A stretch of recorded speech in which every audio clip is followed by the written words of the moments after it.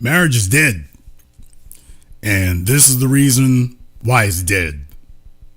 It is dead because it's a whole lot easier not to do that. A lot of folks here, particularly women, are very unhappy. There was a report that the rapper Big Sean had broken up with his girlfriend, Jhene Ako, and there were a lot of females who seized on this. They seized on it to say, well, he was wasting her time. As if he's not the man she chose. That he was wasting her time and that she cut out. Now, there have been new reports that have come out today that kind of call into question whether or not these even happened at all, whether or not they broke up at all. So, but be that as it may, regardless of that, the fact that they are in the news, they're being talked about, and what is it the people are saying? And what they're saying is, when you're listening to it, you have a groundswell of females who are using this and seizing upon this as an opportunity to basically vent their own frustrations and their own issues about what's going on. The marketplace right now is sideways. It's really screwed up. And the women are supremely unhappy. And everything is a masking mechanism to get men back under control. That's just the bottom line. The bottom line is that right now, everything is focused, as I've been telling you all for years. Every societal focus is engineered towards getting men back under control again. We've got to get the men to make lifelong commitments because you see, in China, they call it lying down. In South Korea, they have something similar. So spreading all across Asia, you're seeing a bunch of that happen. And now you're seeing it happen here in North America. And it used to be that the marketing engines and all these people, it used to be that they could coerce and propagandize young men. Hey, you want to go get a car? Hey, you want to go get a hot chick? Hey, you want to go get a house? Hey, you want to be famous? And that still has a draw and allure, but it's harder to do it than it's ever been. It takes way more work, way more effort, way more everything. You have a generation of females who spend their entire existences gaslighting on social media, pretending that they're living some lavish, luxurious life that they are not.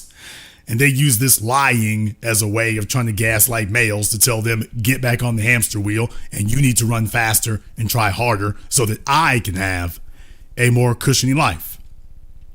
And what has happened is basically it's broken the males. The males have had enough. Basically, at this point right now, that's where it's at. The males are not competing to have a piece of a ever shrinking pie that costs more, takes more, requires more, particularly where the young men are concerned. So Gen Z, millennials and Gen Z, but particularly where they are concerned, there's a lot of that going on. There's a lot going on there, and they are unmotivated. And that's why so many females started expressing their hostility about the Big Sean situation. You see, Big Sean has not married Jhene Ako. Then again, why should he? She was married when he met her. When you look at the dates, it was very clear that she was cheating on her first husband with Big Sean. So Big Sean has basically relegated her to companion status all this time. Now they have a child together apparently, but that's about as much liability as he's been willing to absorb. And when you actually analyze the logic and the math of it, doesn't that make perfect sense? That really makes perfect sense. So there's no reason for him to go in even further when you're dealing with somebody who this is the level at which you can deal with her. This is the level at which she is operating. And for the last 10 years, he has been dealing with her on a level that he feels that she can maintain. She can maintain this level. She can maintain being able to handle this. And when that's what he's comfortable with, and for 10 years, it's been their business and everything's fine. But you have a bunch of females out there who have jumped up and started screaming and squealing. And the reason for this is because if a female doesn't have the ability to cash you out when she wants to do so, that's a problem. This is where we're at today. They want the ability to cash you out. And the power dynamic is shifted. Males today are leveraging their productivity, their attractiveness or whatever, and they're just not putting themselves behind the 8 ball. And that's it. So a lot of idiots out there were talking about Sean fumbled something. It's been 10 years. You can't fumble something after 10 years. He's gotten every centimeter of enjoyment that you can possibly imagine out of her after a decade. So to somebody who's never been with Jhene Ako, that would be fumbling. He's had her for a decade. He's over it. All the square cornballs on the internet, he's had her for a decade, dude. He's over it. You ain't had it. It's new to you. He got there a decade ago, back when she was in her 20s. So yeah, he got her at the height of her abilities, even if she brought a kid. He got her at the height of her abilities. So he's not missing anything. He literally can't miss anything at this point. So learn how to count, fella. But in any case, this has dredged up a lot of animosity in female society right now. They are angry and upset because if this catches on, if this attitude catches on, and it is, if this becomes the norm where no amount of pressure pressures men into making some sort of permanent attachment that they cannot walk away from, but that the female can yank the cord on at any time, if that catches on, that's it. Well, I got spoiler alert for you.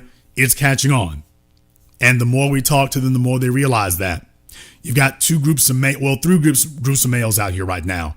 Number one, the fellas who are lonely and desperate for female companionship, and they're still willing to sell the farm, the milk, and everything else they got for nothing, and then they get marched off into the wood chipper. There are those guys still out here. Number two are the fellas who build up their value so they can negotiate with females from a position of strength. And if one doesn't want to act right, that's okay. He's got other options. So the males who build up their value and accumulate options. Then you got the males who are just like, yeah, I'm not playing at all. I'm not playing the game, period. I'm not really competing for a girlfriend. I'm not competing for anything. I'm not competing for a higher lifestyle. I'm not competing for everything else. I'm just going full minimalist, as if females don't exist. And I'm not competing with anybody. It's just me and, hey, I'm just going to get by however I get by. But I'm not going to jump on the hamster wheel, nor am I going to jump on the racetrack. And this creates a horrifying situation for women. This is the worst of all possible outcomes for females. A world where men stop competing. A world where the men stop trying. You see, a female cannot be her best around other women. She can only be her best competing for a quality male. But when the men have decided that the females are too much trouble, competition dies. And the females don't have much to compete for. Or at the very least, it becomes an ever shrinking pool of males that they end up competing for. Now, at a certain point, when there's a certain number of men, competing for the top 10% is viable. When those numbers drop catastrophically low, now it just becomes where the top 10%, there's just so many of you, they don't have time to give to any of you. And that's just about where we're getting to now. We're just about getting there right now. So the women are angry, the women are upset, and so they think that they're going to use Jhene Ako, and what they thought was a breakup at the time, it looks like that's really not, but regardless of that, the narrative still holds. They thought they were going to use the breakup to pressure males that the message was going to be, if y'all don't move quickly, you wasting her time. So everything is about gaslighting, reverse psychology, propagandizing. How do we bully men into doing what we want, not into doing what is in the men's best interests?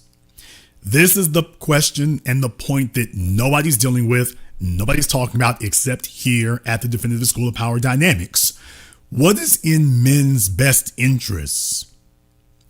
before you attempt to badger them, bully them, nag them into something, the first question that needs to be asked is not that men are here to serve everybody else, which is what society has gotten very, very accustomed and spoiled on. The idea that men are here to serve everyone. And we should expect absolutely nothing in return except the opportunity to get up and go serve them again tomorrow. And yet you hear the most ridiculous, pedantic, idiotic stories about female servitude, which is really just flipping a switch on a microwave or flipping a switch on the washing machine. That's the contribution. Meanwhile, the men are building modern day pyramids. So nobody has been asking, what is in the men's best interests? And are the caliber of females out here today worthy of the tremendous sacrifice that men have to make today, especially the gauntlet of minefield risks that is the modern court system? Are the crop of females out here today worthy of that effort? Is it in men's interest today to risk everything he's got on the caliber of the females out here today? That's the question that everyone is refusing to answer, because if you ask that simple question, I don't care where you go, The View, The Talk, The Garbage, Oprah, Fat Face Winfrey, there's nowhere you can go where you would say, hell yeah, the females are knocking out the park. These men are just messed up. The wife material everywhere. You can't, that's not going to happen. Not going to happen anywhere. They can't even lie about it. So, yeah, basically everyone is just resorting to pressure tactics and shaming tactics and saying, well, you men don't live in a holding pattern. And I've been telling you for the longest time, yes, that's exactly where you do. That's exactly what you do. In the chat room there, Angel, I'm very glad you said that there, Angel. Angel says the men are not worthy. I'm very glad you said that. Let me go ahead and get Angel up here on Zoom so they can go ahead and explain to us all why that is. So Angel, we're going to go ahead and get you up here on Zoom so you can explain to everyone what it is exactly that we don't get. Of course, the men are not worthy in general. That's great. I would love to hear exactly what about the men isn't worthy. So we definitely would like to have details about exactly why the men are not worthy. So we're going to go ahead and get you to call us up so you can fill in the details. We go ahead and have that. Can you feel me? And we're going to go ahead and get you to go ahead and call us up here so you can fill us in on the parts that we're not getting about why it is the men are not worthy. So very glad to have that. All right, here's the Zoom link for you here in the chat room. We'll go ahead and give her 2 minutes, or him, her, whoever, will give them 2 minutes. We'll go ahead and give them 2 minutes. We'll go ahead and give them 2 minutes. The Zoom link is pinned to the top of the chat room there. So to my mods, we'll get Angel 2 minutes here to go ahead and give us a call up on Zoom. Remember, if you don't defend your point, you've defeated your point in front of everybody else. If you can't defend it, in an open forum, if you can't defend it, you just proved our point for us. Now, there are other people out here. I was actually looking for something else, which is what held me up a little bit tonight here. I'm looking for something else. Professor Scott Galloway was recently on the Today Show again. And you all know, as far as economics is concerned, love Professor Scott Galloway. He's brilliant. He really, really is. Since the pandemic and the rise of Andrew Tate, I guess he felt like that was the case. Oh, Angel, that's not a request. That's an order. So you have, if you're not going to call in, you're going to get banned. That's not a request. So you made the comment. We don't play that game where you get in the chat room and you make trolling comments or whatever. If you're going to say something like that, then you need to explain that, just like I, as the host, explain what I have to say. So if you're going to do that, then you'll just get banned. So you got another minute. If you say you're not going to call in, then you will get banned. Simple as that. Professor Scott Galloway has been weighing in on these things. I guess Andrew Tate made him feel a bit uncomfortable. He made a lot of folk feel uncomfortable, understandably to a certain extent there. So Professor Galloway, of course, he's got a life experience. He was raised by a single mom. So he's been weighing in on what he sees. And I will say that, of course, with his breadth of knowledge and everything, certainly it would be worthwhile listening in. But here's the thing.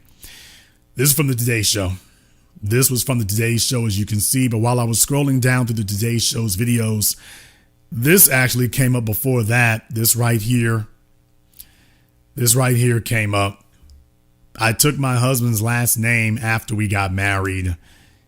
Then I regretted it. You want to know why it is you can't sell men on marriage today? You want to know why it is you can't sell men on a permanent commitment? Because the women are not permanently committed. They want to back up the dump truck to the men's warehouse and they want to grab everything out of the warehouse, but they don't want to extend themselves equally. They want the men to give all the benefits, take all the risks, and the female just grabs they want the men to take all the risks and all the liabilities, and the females just grab all the benefits. And it's like, okay, the men have said, no, this is a raw deal. I mean, even the basic respect. She's like, I don't want to take his last name. Okay, well, what more need be said? What more need be said? That's it. So Professor Scott Galloway was on. And I want to play this because there's a number of points that dovetail off the Big Sean and Jhene Ako situation. There's a number of points that dovetail off of that. And I'm going to go to these individually here. So this is going to take a minute. It's only a 9-minute clip, but there's some points that bear out watching here. This is what they were saying on here on today's show. Thank you. This is an important conversation, yes, and appreciate your courage in having it. But let's just go to the stats right now, because it's actually kind of shocking, and you lay it out at the top of the book. 16% of 18 to 24-year-olds live with their parents. Still 1 in 5 live with their parents at 30. You've got 15% of men saying they have no close friends. They're also 4 times more likely to take their own lives. Why has this particular cohort, young men, fallen so far so fast? Okay, let me go ahead and deal with this first. First of all, it is absolutely embarrassing, and quite frankly, it is insulting for Savannah Guthrie, a woman who's not a part of this generation. It is insulting and dehumanizing for her to speak like this. A privileged woman with a privileged job who's been doing it for decades now, daring to speak on the current generation as if there's something wrong with them. That's insulting as hell. For her to say something like that, to do something like that, that's very, very insulting. Let me just say that right now, right off the bat. She didn't grow up in the New York City where the rent was $5,000 a month. Now, she lives there now, and she knows this. She knows this, but yet she's acting crazy. But she did not grow up in a New York City where the rent was $5,000 a month. As a single male. She didn't grow up in Los Angeles where median home price is $1 million. She didn't grow up with that. And yet she's got the gall, the nerve to sit up here and talk like this. So it must be very, very nice to be so privileged and to be so willfully ignorant of reality sitting right in front of her. Rent, utilities, the median average car price was not $50,000 20 years ago. So just first and foremost, she has a job representing the old broadcast corporate media. And she's demonstrating why it is that young people turned off the television. My generation turned off the televisions when she was halfway down the stretch of her career. So she's just showing how clueless she absolutely clueless she is. To say these kind of things is really, really insulting. It really, for a woman who didn't have to deal with it, and if you had to deal with those numbers, hell yeah. You see, she was able to be in New York and make a multi-million-dollar living back when $1 million was real money. Hell, back when $100,000 was real money. She was able to do that then. So that's real insulting for her to look at millennials or Gen Z and to talk so sanctimoniously, as if, don't see why they can't just get in here. Yeah, she's looking at what's up there on the damn screen and talking crazy and stupid. And yet she still has a job. She has a job leading the discussion. Why is that happening is on your damn screen. He told you why it's happening. These are incredible odds to be overcoming. Of 18 to 24-year-olds live with their parents. Still 1 in 5 live with their parents at 30. You've got 15% of men saying they have no close friends. They're also 4 times more likely to take their own lives. Why has this particular cohort, young men, fallen so far so fast? Oh, I think it's a variety of things. Educational. The education system is somewhat biased against a boy. Think about the behaviors we encourage. Sit still, yep. Be a pleaser, raise your hand. You probably just described a girl. A boy is, on a behavioral adjusted basis, for the exact same behavior, twice as likely to be suspended as a girl, 5 times more likely if he's a black boy. 7 in 10 high school valedictorians are girls. You have essentially in college. Okay, let me go ahead and deal with one thing he just said right there. There's a couple of points here. I want to go ahead and debrief you all on this. All right, first of all, when you said, what you're describing is a girl, not a boy. Very, very good, because this idea that the boys are just maladjusted females, they start from the idea of how the females act when you're not expecting this. And then when the boys get more mature, you're going to be expecting them to act totally differently from that. So you're trying to socialize the boys like you do girls. And then if the boys get into their teen years and are doing exactly what you programmed them to do, now you're saying that they're too soft. They don't want to work with their hands. They don't want to do rough things. Okay, but the world is built from the earth. The earth is rough. So that's the first thing right there. You're trying to socialize the boys as if they're, maladjusted females. And then later, when the boys take to the programming, then you're going to penalize them and say, can't you be a man? Well, no, they're going to be the maladjusted girls that you beat into them. So that's the first thing. Here's the second thing. Notice when you said boys are more likely to get suspended than girls, 5 times more for black boys. All right, let me bring that full circle for you here in a manner in which none of your red pill morons or MAGA morons or manosphere morons or dunces can do. I mean, yes, I am name calling because, half the information doesn't help you. Who is it who tremendously overperforms in in the only pure meritocracies of this society in sports? In sports, where you have one of the few almost pure meritocracies, well, what do you know? Exactly the same type of black boys that get penalized in the classroom for not socializing under those circumstances. All those traits that would get them suspended are exactly the traits that make them the best athletes, performers, and competitors in the world. The showboating, that's a part of the character traits that he's giving his best. So you see, he rewards himself when he makes a touchdown. He rewards himself when he makes a basket. He rewards himself when he hits a home run. These are all the character traits that they penalize you for. These are all the character traits that they penalize you for. And yet, by the way, when they get a little bit older here, that goes a little bit differently. When they get a little bit older, all of a sudden now those exact same character traits are very much in demand. Now that's something for you to remember. In case nobody ever explained that to you all, by the way, nobody likes it until they get to middle school or high school, and then all of a sudden, ooh, that's good, you should play football. And meanwhile, they spent the elementary school years trying to concoct a school to prison pipeline, in school suspension, get your kids expelled.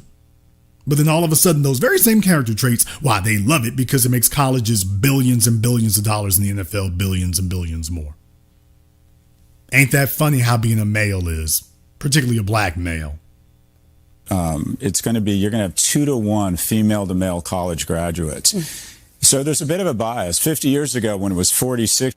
Okay, Professor Galloway, but that's not good if you don't talk about the stats after that, sir. It is not enough to say the females go to college more than men.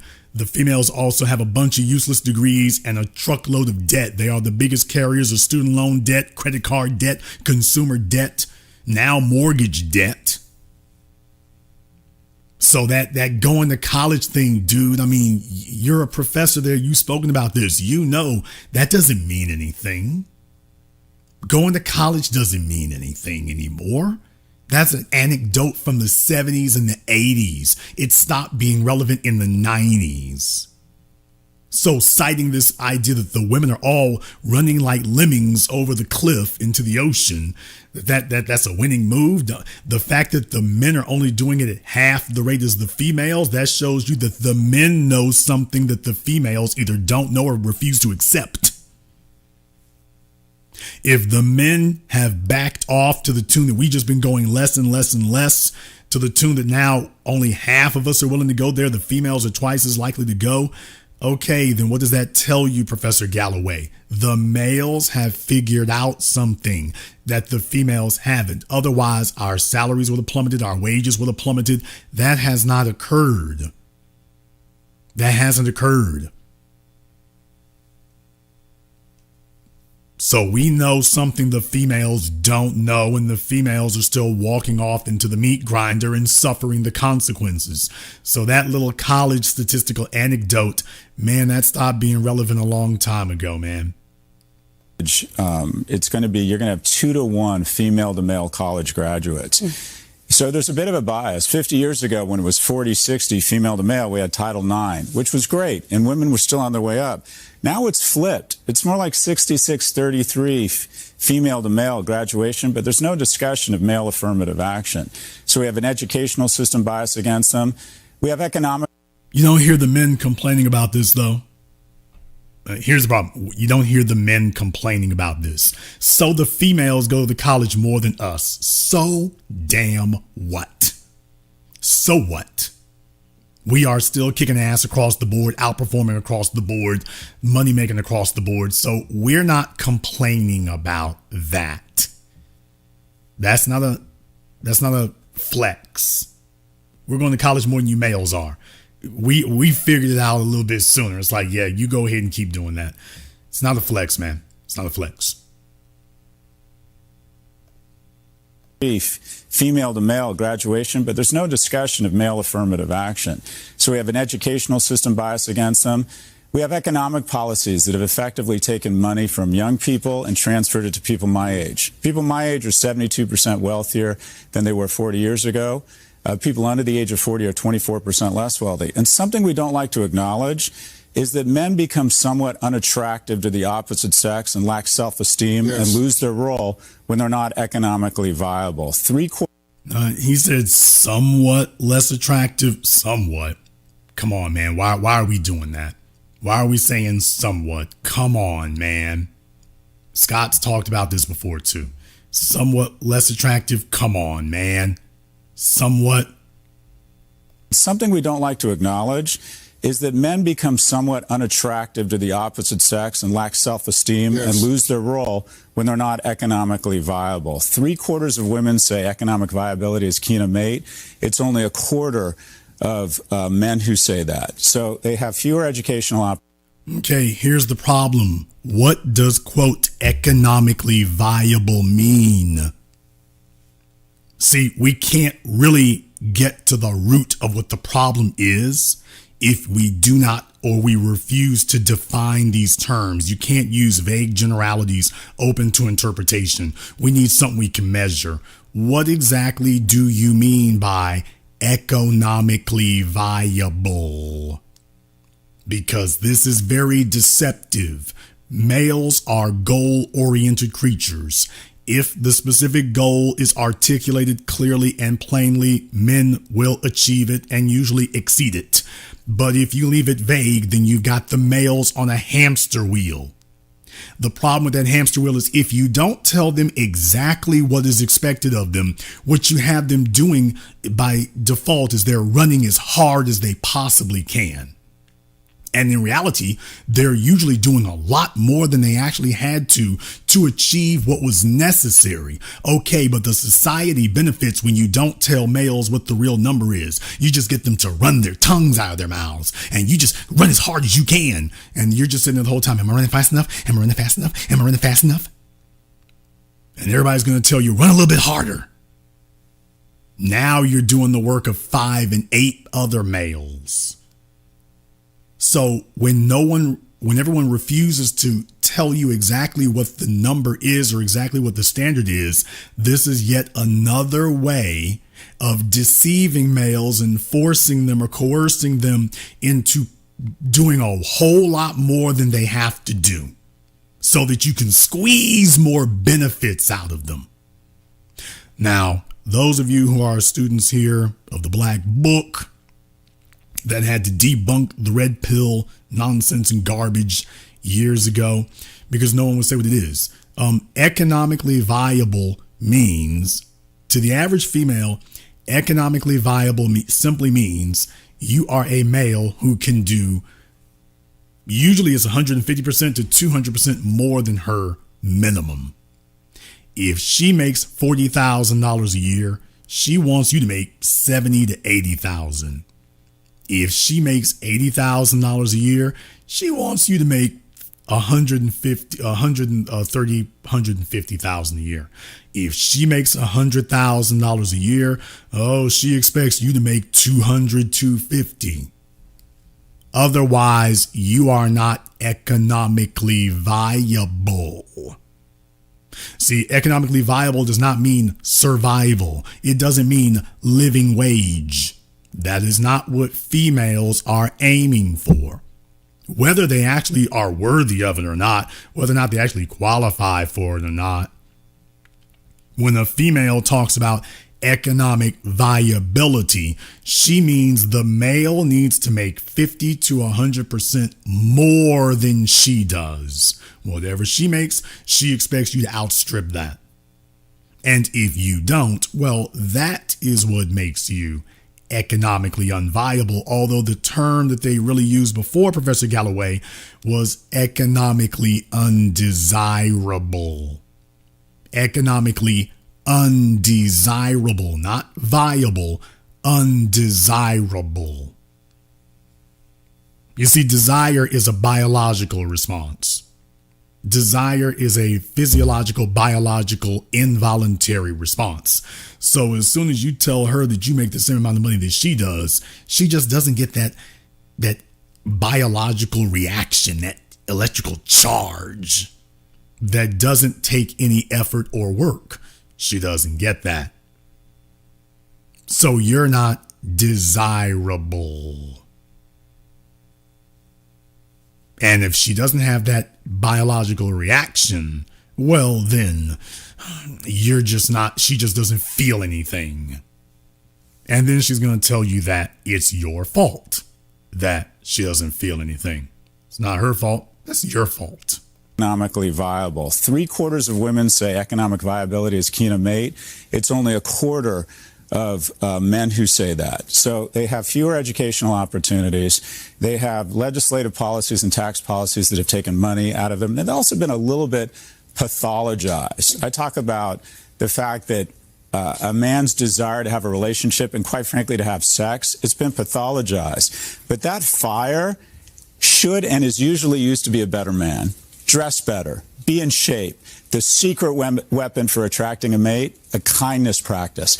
But where does a man demonstrate excellence? They're not going to work. They're not going to school. 40% of bars and pubs have closed down since COVID. Where does he demonstrate excellence? Okay. Let's go ahead and take a look at these antiquated avenues here of the baby boomer generation. Does a man demonstrate excellence? They're not going to work. They're not going to school. 40% of bars and pubs have closed down since COVID. Okay. They're not going to work. Well, that's a gross overgeneralization. I'm just going to have to play past that one. What you really mean is that they're not killing themselves for corporate America anymore. What you really mean to say, Professor Galloway, is that males today are not doing what previous generations of males did and really striving for corporate America, because corporate America is at best a Ponzi scheme and at worst an outright lie and a ripoff. So males are not out here scrapping and scraping to perform in corporate America anymore and climb any ladders.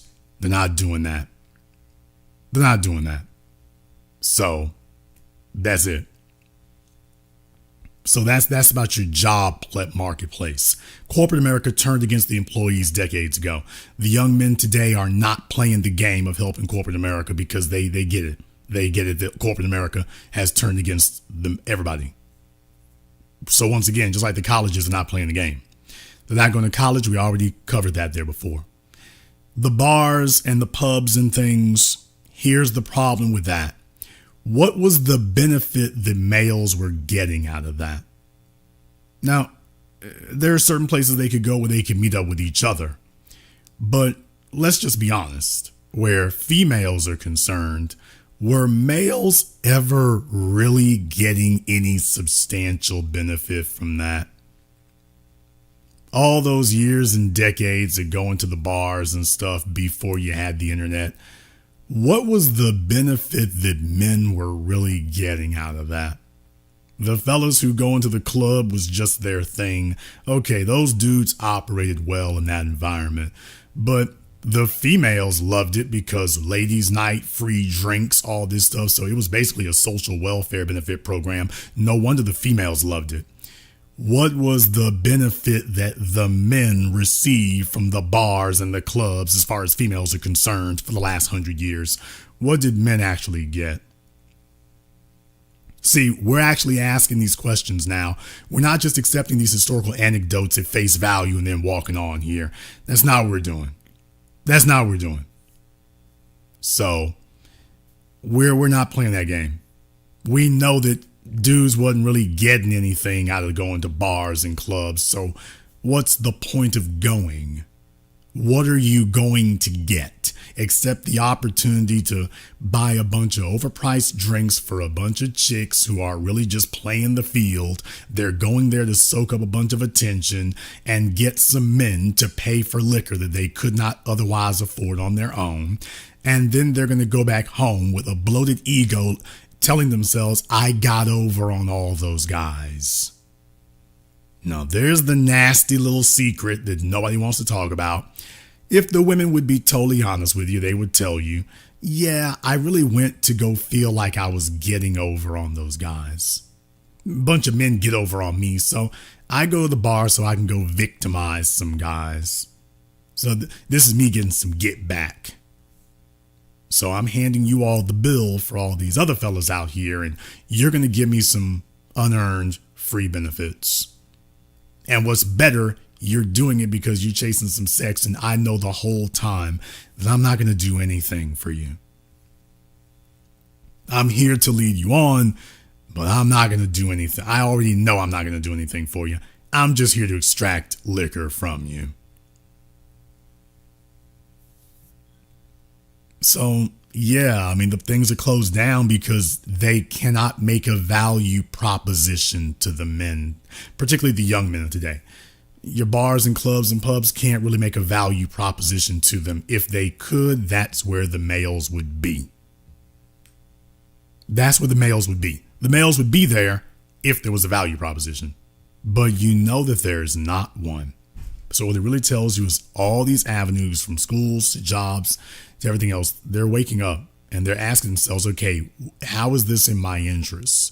And everyone's doing everything except explaining in plain English how it's in the male's interests. Man, dress better, be in shape. The secret weapon for attracting a mate, a kindness practice. But where does a man demonstrate excellence? They're not going to work. They're not going to school. 40% of bars and pubs have closed down since COVID. Where does he demonstrate excellence? And if you talk to women, and I'll wrap up here, who've been married longer than 40 years, they say they were not interested in him in the beginning, but they fell in love. I like the way.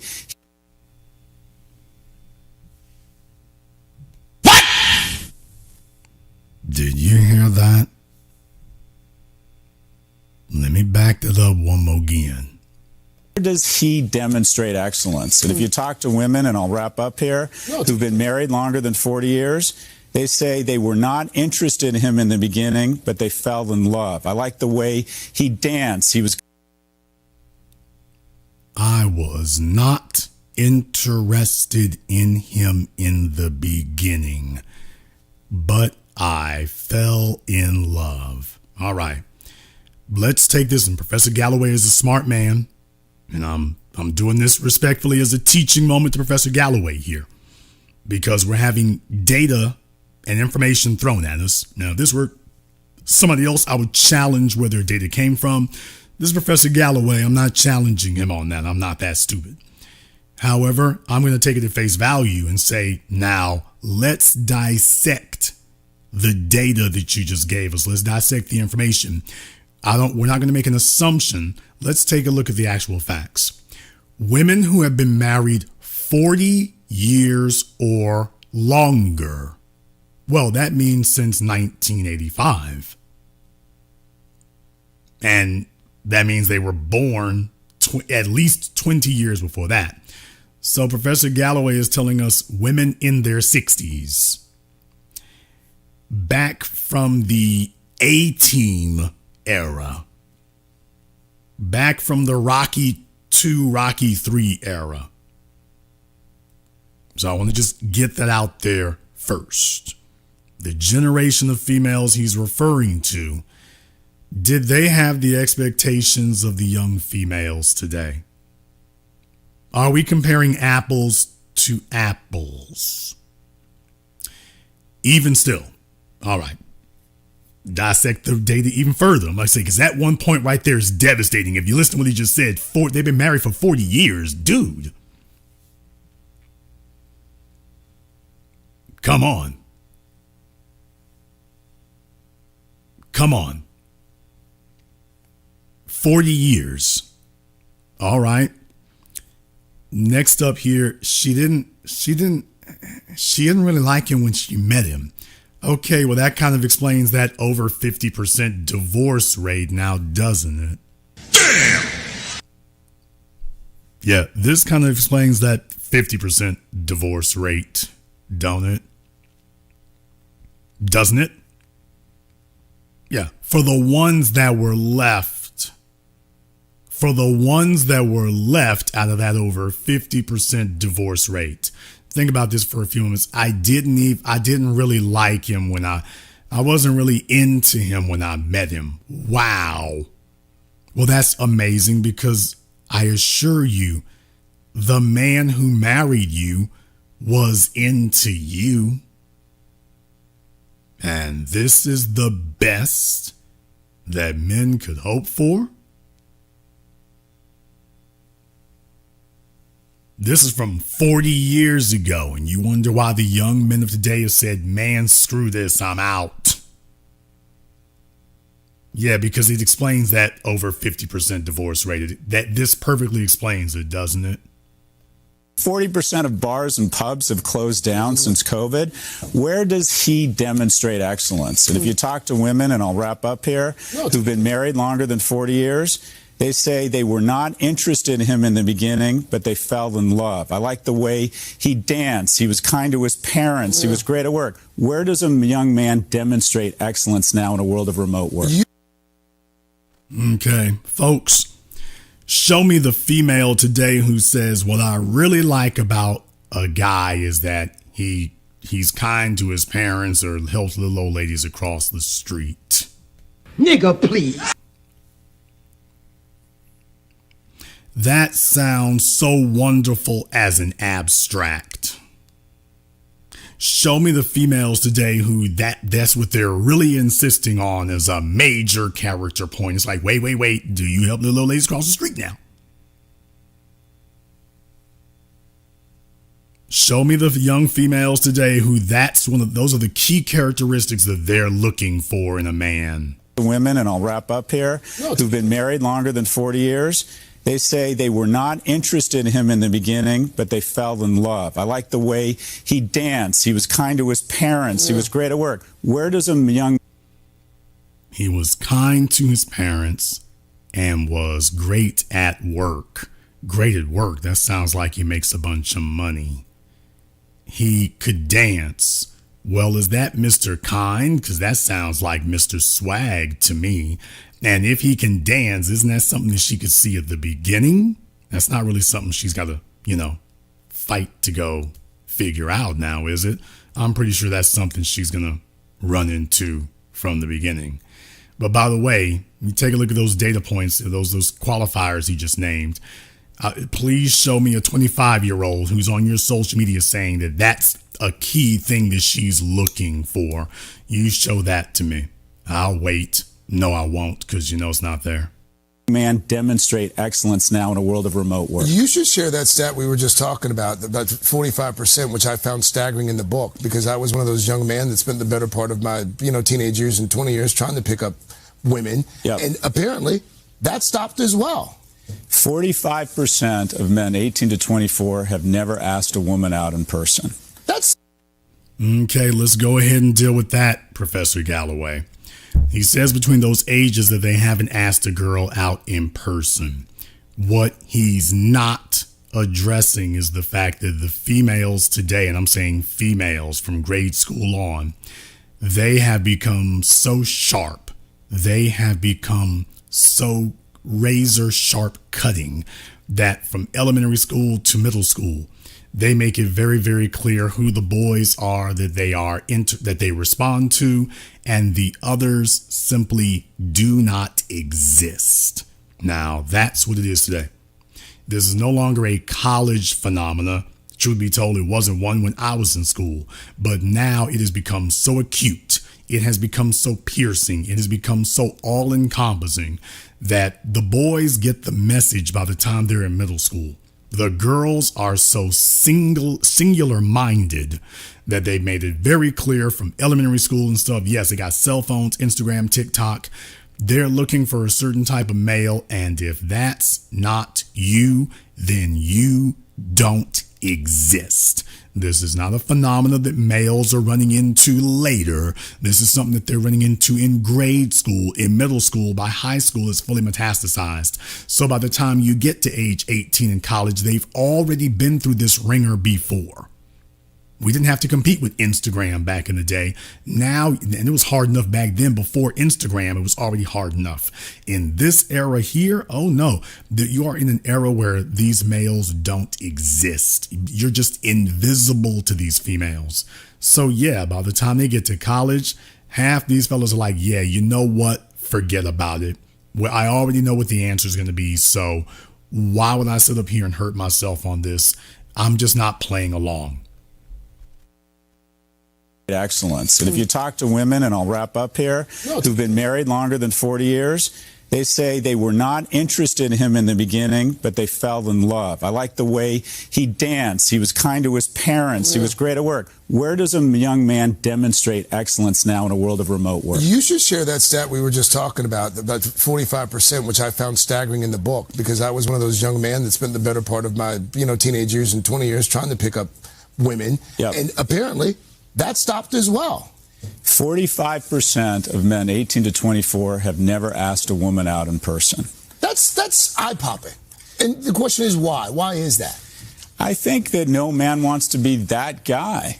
Imagine you make an approach at a place. One of the key things I think dads have to teach their sons is how to express romantic interest while making the other person feel safe. And this is...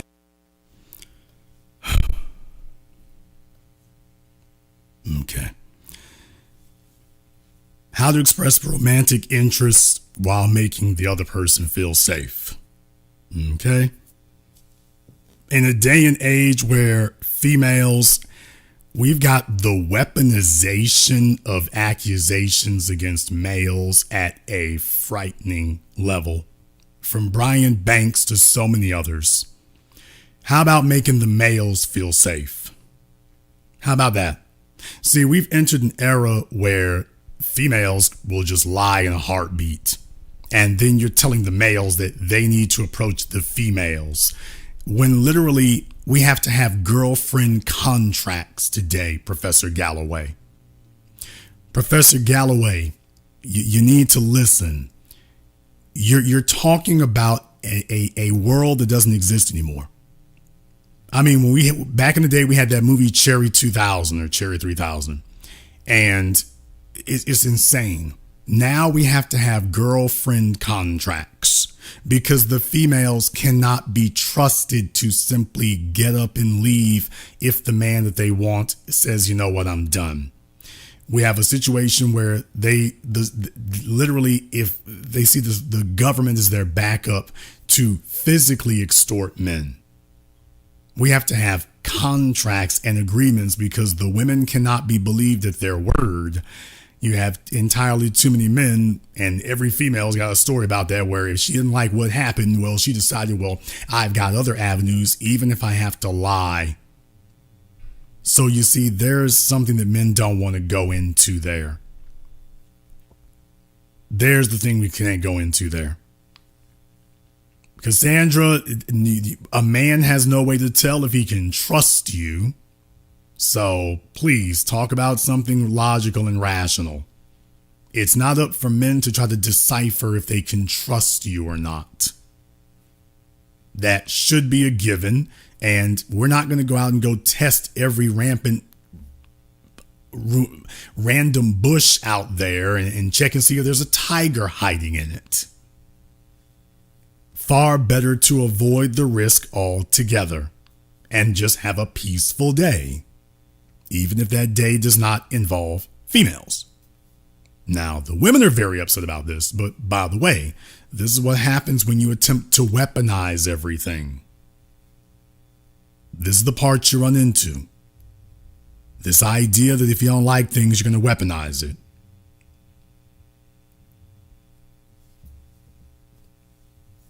Now, if you're not going to deal with that, then you're not really dealing with why is it the males not approaching the females, because the females have made it a practice to weaponize everything. They made it a practice to weaponize everything. Something that Professor Galloway didn't really have to deal with back then. And by the way, one more thing, this idea that it's on the men need to do X, Y, Z. Cassandra, the women need to be trustworthy. It's not up to the men to make you trustworthy or find someone trustworthy. It's for the women to accept accountability and be trustworthy. This idea that we're going to take all these things and dump it off on the men, and if the women screw up, well, it's the men's fault. We messing up now. No, accountability.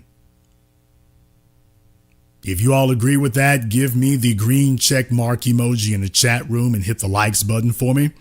It's over 2,000 people in here live right now, but my likes are a little lagging, so maybe folks are not liking what I'm saying here tonight.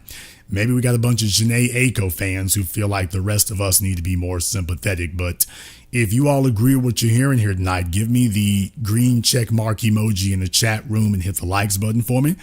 And if folks don't like it, that's okay. I'll go ahead and wrap up here in just a few minutes. Let me go ahead and play some more of this for you. Make an approach at a place. One of the key things I think dads have to teach their sons is how to express romantic interest while making the other person feel safe. And this is anecdotal, but when I go up, I will have women approach me and say, I'm out, I'm obviously here, I'm open to meeting people, I look amazing, and not a single man has approached me. Guys don't want to be that guy. In addition, I hold big tech responsible. Okay, she said not a single guy has approached me. First of all, I do not believe that. I don't believe that at all. I think that is absolutely untrue. This is hoe math. What? Hoe, please. Let's just be clear. That's hoe math. When women say that they were not approached, what they mean is I wasn't approached by a guy that I got a buzz for, or who turned me on, or who made me feel jiggly. I wasn't approached by him. Remember, you are invisible if you're not who she wants. If you're not the type of male that she's aiming for, desiring, you're invisible. You don't exist. So for those of you who thought I was being anecdotal, no, I mean this literally. If you are not the kind of guy that she desires and that she's looking for, you don't exist. So that day, if 3 of you came and spoke to her, she'd have to fight to remember the 3 of you because mentally she's blocked you out. You don't exist. At very best, she's going to remember you as an annoyance. She's going to be telling herself, I think these guys are trying to bum money off me today or something. I was out there and it's like these 3 guys, they just approached me. I think they were trying to bum money. So you don't exist. You don't exist. It didn't even happen. So when females tell you that I was out here, I'm looking great and everything, first of all, looking great is subjective, but I'm out here, I'm doing my thing, and no one approached me. First of all, I do not believe that. More likely, she wasn't approached by the guy that she thinks she qualifies for. That's the one she's looking for, and I didn't get approached by him. So if I can't get approached by him, I wasn't approached today. The next thing is, by the way, most of these females out here today are not that fly. Deal with it. I need to say something to the females out here right now. To all of the female dating coaches, dating gurus, marriage maestros, I need to tell y'all something. Y'all need to ease back. It ain't working. It's not gonna work. It can't work. You're not going to badger and nag the peak value men and the producers out here today who are available. You're not gonna nag us into desiring all these cast-offs from the discount bin and the clearance rack. They're still sitting out here straggling around, man. That's not gonna work. Here's the bottom line. And I'm just going to say it tonight. I posted this on Facebook earlier today. I'm just going to tell y'all tonight. You're not going to stop sitting up here trying to badger us about this marriage thing as if that's some big reward for us. Because we see the caliber of females out here that are still left and remaining to be married, especially after a certain age. And the bottom line is the women who are married ain't fly, and the women who are fly ain't married. Deal with it, nigga. And that's real talk. The women who are married ain't fly. I mean, you look up and down your timeline, you look up and down your feed, you look on your Instagram, you look on your Twitter. Man, ain't nothing fly sitting up here. There's a bunch of baby mamas, size 16s, cast-offs, 40-something-year-olds whose eggs are dried up, bad attitudes, resting hoe face. Man, who the hell you trying to pull this on?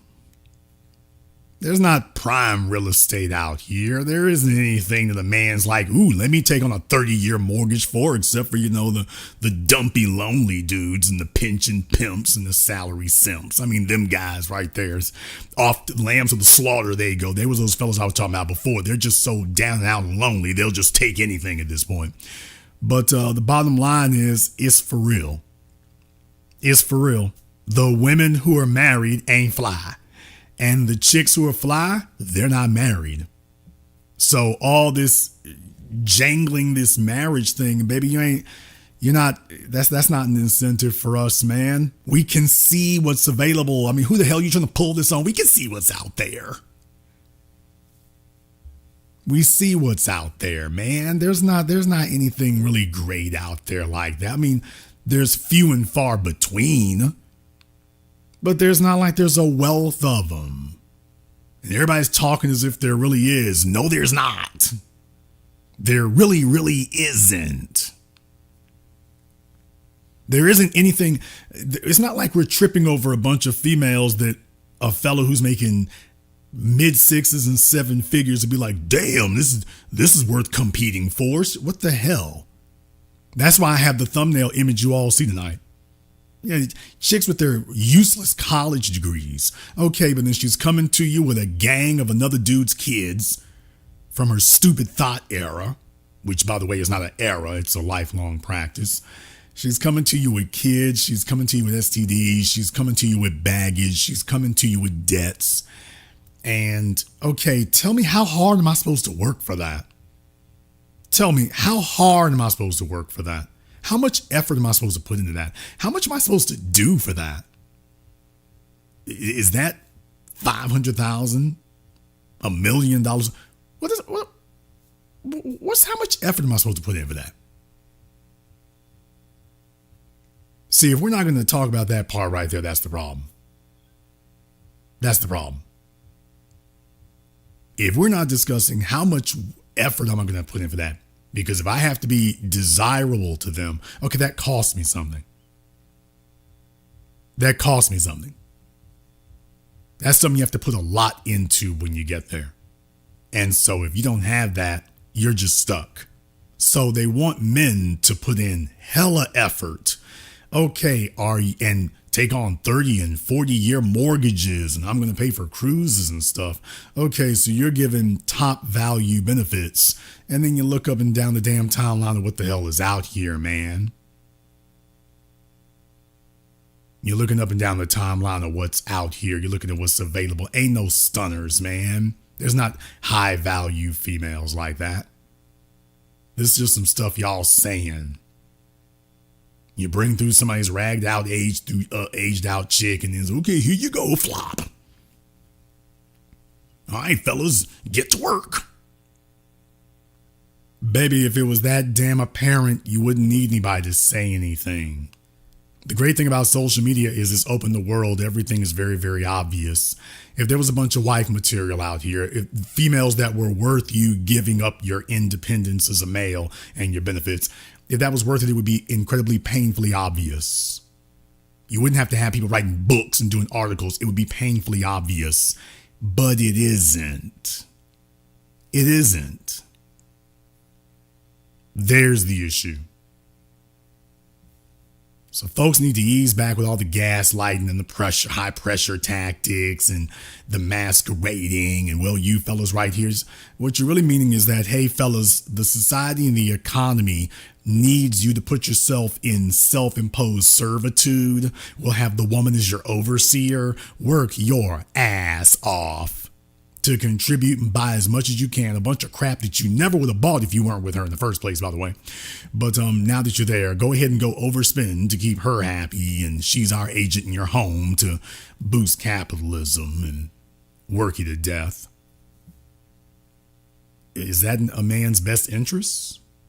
If a man is going to be spending $500,000 to $1 million, we already covered this. You're going to be spending $3 million to achieve the American dream. Okay. Is the female, take a look up and down your Facebook timelines, fellas. Take a look at the females who claim that they're not married. The ones who are actually available. Is that $3 million worth? We covered this a few weeks ago here. When they did that article about it takes $3 million to achieve the American dream today. Okay, folks, take a look around you here today. Do you take a look up and down your timeline? Take a look on all your apps. Go take a look at your job. Go take a look at your church. Do you see a female that is worth you going in for $3 million and the rest of your life? Is that what you see out here? Anywhere? You see $3 million worth of liability. I can't say investment. I mean, if you could see, you could definitely recognize $3 million of benefits if you saw it. Well, then if this was a $3 million benefit, then you'd recognize that too, wouldn't you? And yet everyone's talking as if we're just blind and stupid and it's just sitting right there and we just can't see it. No, it's not. Let's just be honest. The chicks who do have that kind of pull and that kind of value, they're all looking for the same guys who already have 5 and 6 other options. They're looking for him. Even though there are fewer the men than there are the women, they're looking for him. It's easy to be born cute. Being born pretty is easy. That didn't take any work. Becoming a $500,000 million nigga, that takes a lot of work and effort. And most males bow out. So that's not something you just grow with or you're born with. So yeah, you might sit up here and tell yourself if you were born cute, you deserve X, Y, Z. Mathematics still rules the universe. For a lot of this. Amen. We have 40% of the S&P by market value who have connected to rage and divisiveness and sequestering people from their friends and family and mates. You call social media a rage machine, and these companies are reaping billions. They're just trying to go from billionaires to multi-billionaires. No, they're trying to go from billionaires to trillionaires. Elon Musk just made a deal with Tesla to get paid basically $1 trillion, which is really just a symbolic halo trophy. So he can say he's the first trillionaire. I mean, he's not there yet. We'll see if he ever makes it. But once again, Savannah Guthrie weighing in with more drivel, quite frankly. Folks, you can't blame everything on social media algorithm, because the bottom line is the algorithm is calibrated to give you what you want. If you didn't see value in it or if it didn't interest you, you wouldn't sit there. And the bottom line is that social media has become a place where it's the only place where you can say what you actually think. You can't tell the females what's wrong. You can't say what's wrong with them. Look what happened to Don Lemon. All he did was, he's gay, and he just said a biological basic truth that women are in their primes in their 20s. His female co-workers that day had a damn hissy fit. The 2 broads who were there, they had a hissy fit at him saying a biological fact. Then you wonder why the men don't want to fool with you at the job anymore. You've weaponized it. So if you're going to weaponize the workplace, the men are going to fall the hell back. So guess what? When the men were speaking their minds, the women complained. When the men have said, we're not going to talk to any more of you at the job, they're complaining. So they complained when you spoke to them, and now they're complaining when you won't speak to them.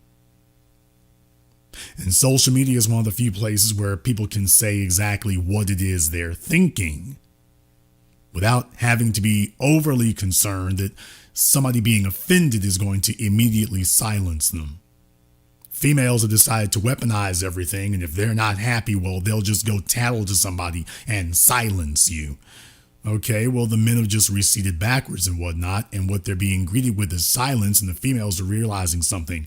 Men have 40 years worth of socioeconomic viability to develop, and they can get a family within that 40-year time span from the ages of 18 to 58. Men can start a family within that 40-year time span. For the females, however, there's about a 15 to 20-year time span. They get 50% or less of that time. So what the women have started to realize is, damn, the men have more leverage than us. And being a single mom ain't fly. So we've upset the men, and now the men are like, well, we're taking our toys and going home. And the men can wait you out. You only have 15 to 20 years of viability to start a family. He's got 40 or more. He won't just outlast you. He might outlive your reproductive years. Let me say that again. His productivity might not just outlast your reproductive years. It might outlive you. So it's impossible. And what they're realizing is the men are like, okay, we're going to use our abilities. And our ability right now is to get up and walk away. Now, of course, there'll be some idiotic morons in professional sports and idiots like that they'll get 4 or 5 broads pregnant, but that's not going to help society. That's a drop in the damn dumpster. Not even in the bucket. That's a drop in the dumpster. It doesn't even register. A bunch of idiotic athletes willing to knock up some skeezy, scummy, slutty gutter broads. That's not going to fix it for the society. You need all the men as a group to be moving in unison. And they're trying to badger and nag us. And what they're realizing is that's not working. Because it's not to our benefit. It's not working. So instead of them doing something intelligent and addressing that, which would require them to address the females and where the females are messing up, they're instead saying, well, just lean on the males some more, badger them some more. And what they're finding out is, no, that's not working either. Now you just have a bunch of chicks getting older and older and trying to tell themselves, well, I didn't mean to have kids anyway. Yeah, I didn't want to start a family anyway. We covered that last week, though. They're sitting there with Oprah. And if they were really honest, they would jump up and curse that heifer out and yank that wig off of her head. If they were honest, which they're not. Sequestering people from their friends and family and mates. You call social media a rage machine, and these companies are reaping billions. They're just trying to go from billionaires to multi-billionaires. Well, why? It used to be the sex cells. Yeah. Now we found out, the algorithms found something better, rage and divisiveness. Yes. But they're trying to convince young men who have, quite frankly, less evolved prefrontal cortex, the gas on, gas off. But why go through the hassle of expressing friendship in the hierarchy of friends when you have Discord and Reddit? Why go through the hassle of putting on a tie, trying to navigate all of this when you think you can trade stocks or crypto on Coinbase or Robinhood? And why, Savannah, would you go through the humiliation, the effort, and the cost of approaching a strange woman when you have lifelike porn? Can I just say something, though, as a woman here, because there are a lot of women who are probably thinking, like, are you kidding me? Yeah. We're trying to, haven't men had it their way all this time? I just want to say I'm the mother of a son, so I care very much about this issue. But also, you write in the book, this is not a zero-sum game. This is not, if, it's either women or it's men succeeding, that both tides can and should rise. Empathy is not a zero-sum game. Civil rights didn't hurt white people. Gay marriage didn't hurt heteronormative marriage. But you're absolutely right. This is, we have a series, let me be clear. The problem is with the why do we have a lack of empathy? Why is there an understandable gag reflex? 80% of the prosperity from 1945 in the world to 2000 was that the 5% of the population that were Americans. And then a third of those got all of the prosperity, specifically white heterosexual males. So the bottom line is I had unfair advantage. But should we hold a 19-year-old male responsible for my unfair advantage? So I have a debt. And the call out to young men to men my age is the following. We need to get more emotionally involved in a young man's life. The single point of failure for a young man when he comes off the tracks is when he loses a male role model through death, disease, or abandonment. He becomes more likely to be incarcerated than graduate from college the moment he loses a male role model, which... Okay, let me go ahead and deal with this. Yeah, about that rising tide thing. The females decided it was a zero-sum game. What we want to get unearned benefits. We want to extract it from the men. The men just need to take care of us. We don't give a damn who it is. We don't care how many kids we blurred out by how many different scummy dudes. The men just need to take care of us. And if they won't take care of us as individuals, we'll badger the government and get them to pay us as a collective from the state. But what we won't do is become females who incentivize men and are worthy of being supported because it is in men's interests. That's what we're not going to do. So everything ends up being this black male shortchange situation. Now, the other problem here is what Professor Galloway just said there again. And he's talking about males from his generation. That's great. That's grand. That's wonderful, Professor Galloway. That really is. That ship has sailed and sunk. The females are having children by every degenerate and scumbag that they can throw their diseased thighs around. These are not guys who want to be fathers. They're not invested in the future. If you will not have this conversation, Savannah Gullible Guthrie, if you will not have this conversation because you're a dishonest female who has a job spewing out lies and dishonesty, if you won't have that conversation, you can't fix it. The females have spent the last 50 years choosing males who do not have any interest in the future. He is somebody that she can explore her female temperamental impulses with. So he's great for thrill seeking and exploring your impulses, but he is not interested in the future. He doesn't care about having a legacy. So what then happens is the females get their thrills and jollies at their peak sexuality when they can pretty much attract the men that they want. The men that they want are the guys who don't have a future and they're just looking to have, quote, fun. When she's stuck in a quagmire after making these disastrous decisions, now she says, wait a minute, where is Mr. Responsible to bail me out from my bad decisions with Mr. Thrill Seeking? So the women have had multiple babies with multiple bums, absolutely no concern for what he wanted or didn't want from the future because all she cared about was the here and now and you only live once. And then when she realizes these things that you did just once with him are getting older and walking around the house asking you for a glass of water, now you want, quote, responsibility. So the females have procreated at an alarming rate with males who care nothing for fatherhood, nothing for mentoring, and nothing for the future. And I'm talking about the baby boomer generation. I'm not even talking about Gen X or millennials. I'm talking about the baby boomer generation. The baby boomers started this with no concern for the future or legacy.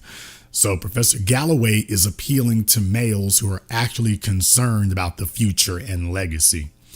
So first of all, the males that he's appealing to have no concern for that. But furthermore, the males who do have concern for that, most of them don't have children. What? Most of them don't have children. That's the first thing. Most of the responsible males don't have children. Well, yeah, because the females decide to spawn with the irresponsible, and we're not going to sit up here and follow up behind stupidity.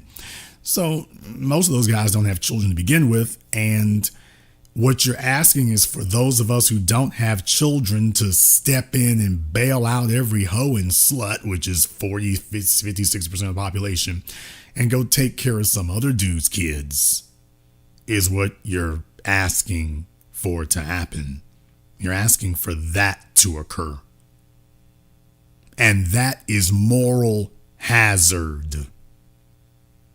That is moral hazard. When somebody, the women, go off and deliberately do irresponsible things, expecting that somebody else is going to come along and carry the weight.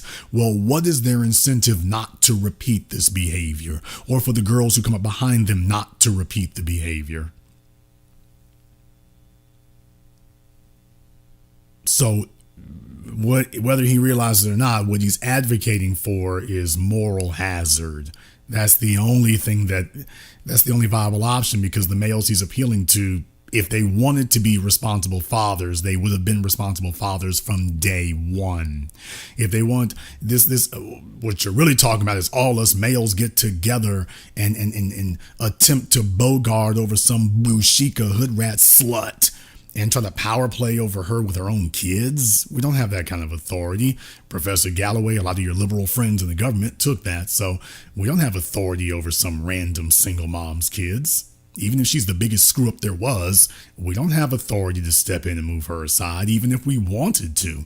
So you're asking us to do things we have no authority to do, and you are not articulating. By the way, the females are beyond help because they decided, hey, I'm going to screw up. Even I want the power to do anything I want to, including screw up. So if you will not address that, it doesn't work. The males you're appealing to don't want to be fathers.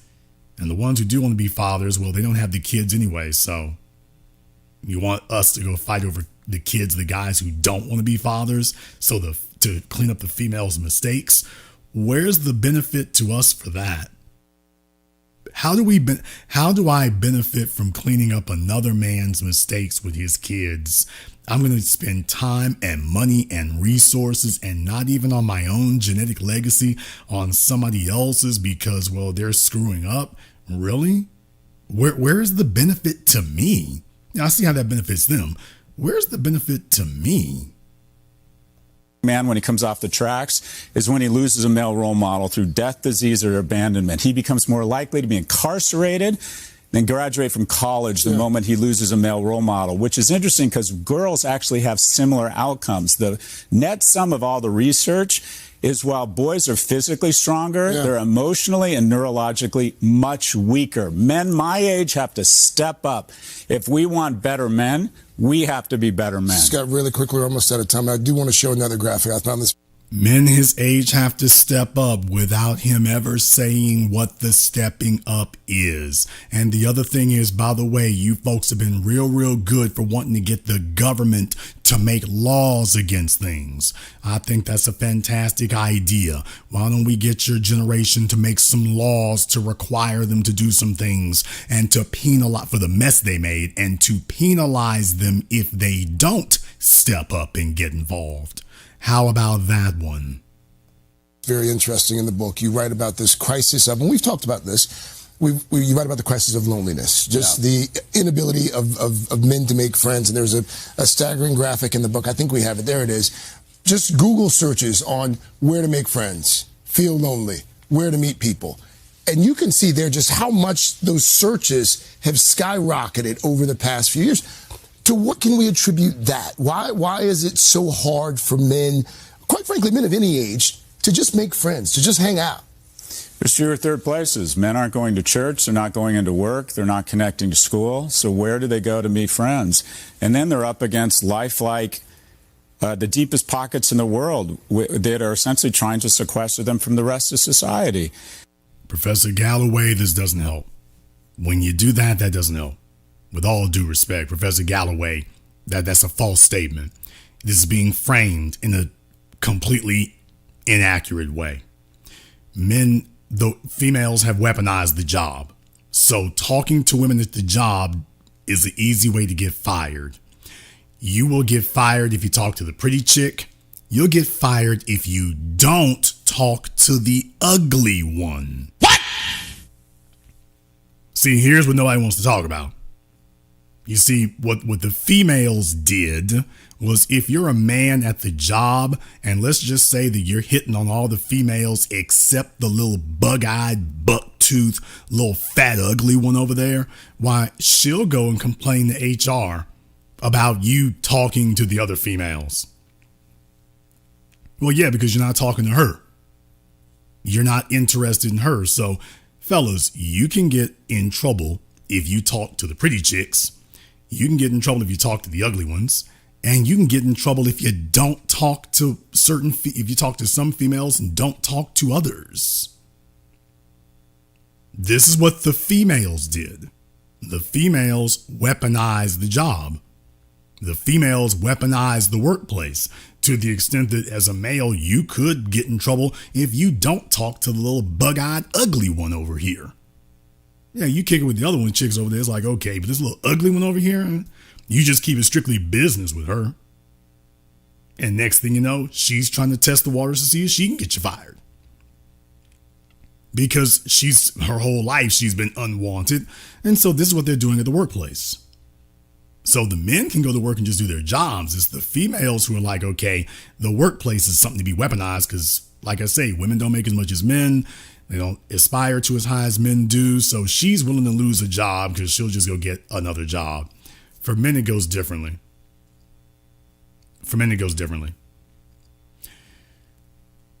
About church, man, get out of here. The females weaponized the churches decades ago. The females went to work, got jobs, and then they went to go patronize pimp pastor preachers. So even though the women make far less than the men do because they will not take the risks or pursue the work time the men do, what they will do is go make sure that Creflo Dollar and TD Jakes is paid.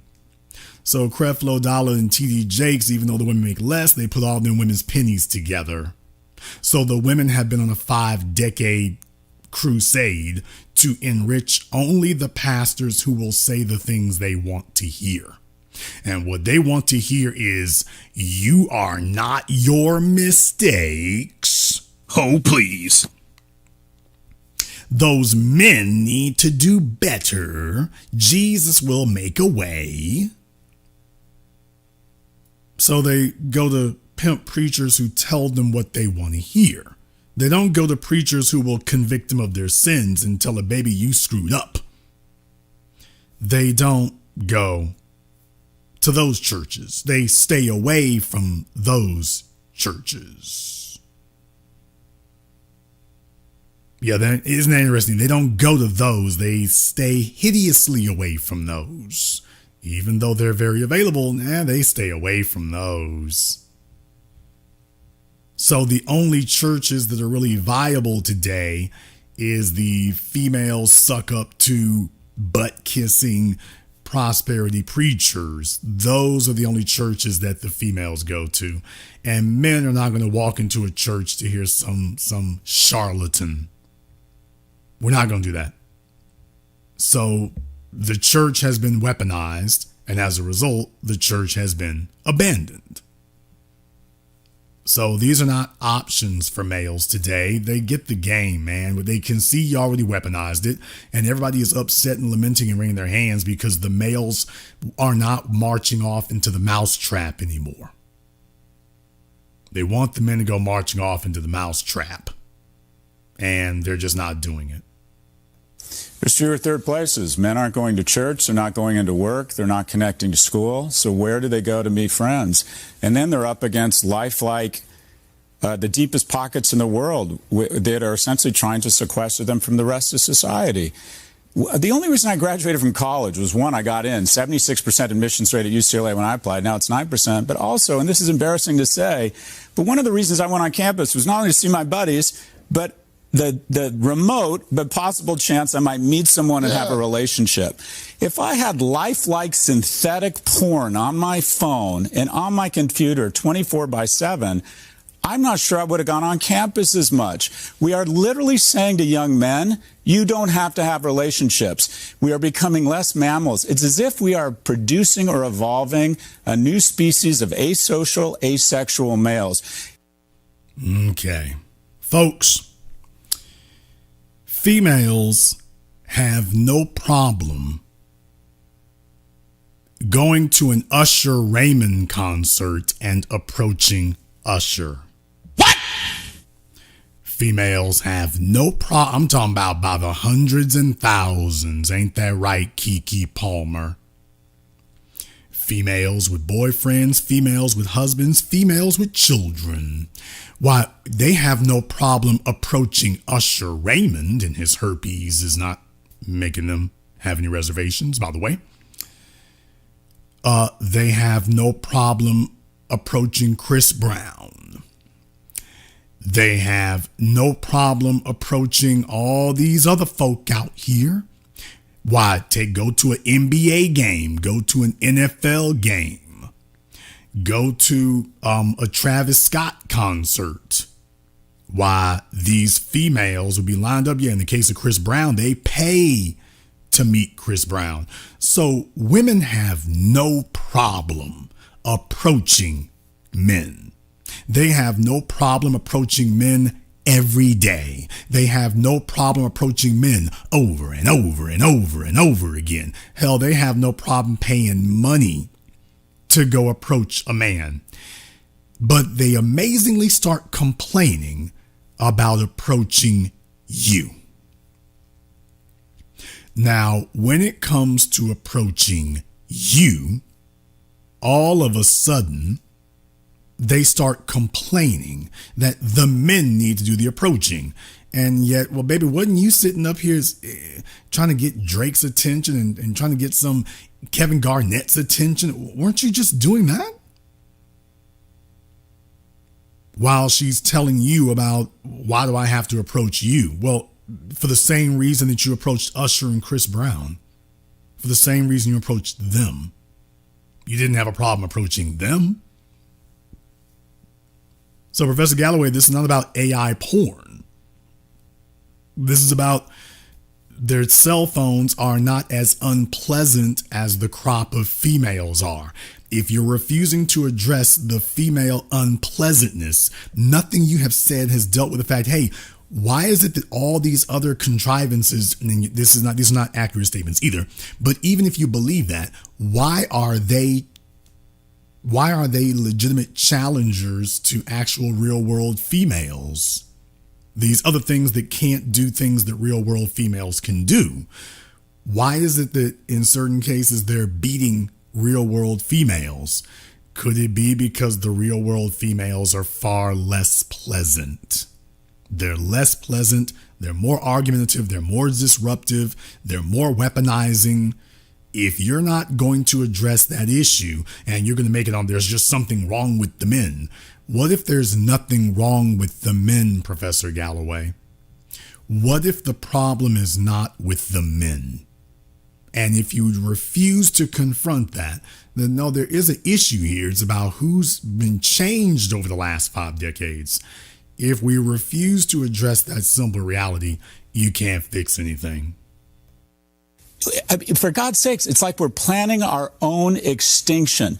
We have to create economic incentives and get people out, especially men who need relationships more than women. There's this cartoon of a woman in her 30s. What a tragedy she didn't find romantic love. Actually, the research shows men need relationships more than women. Widows are...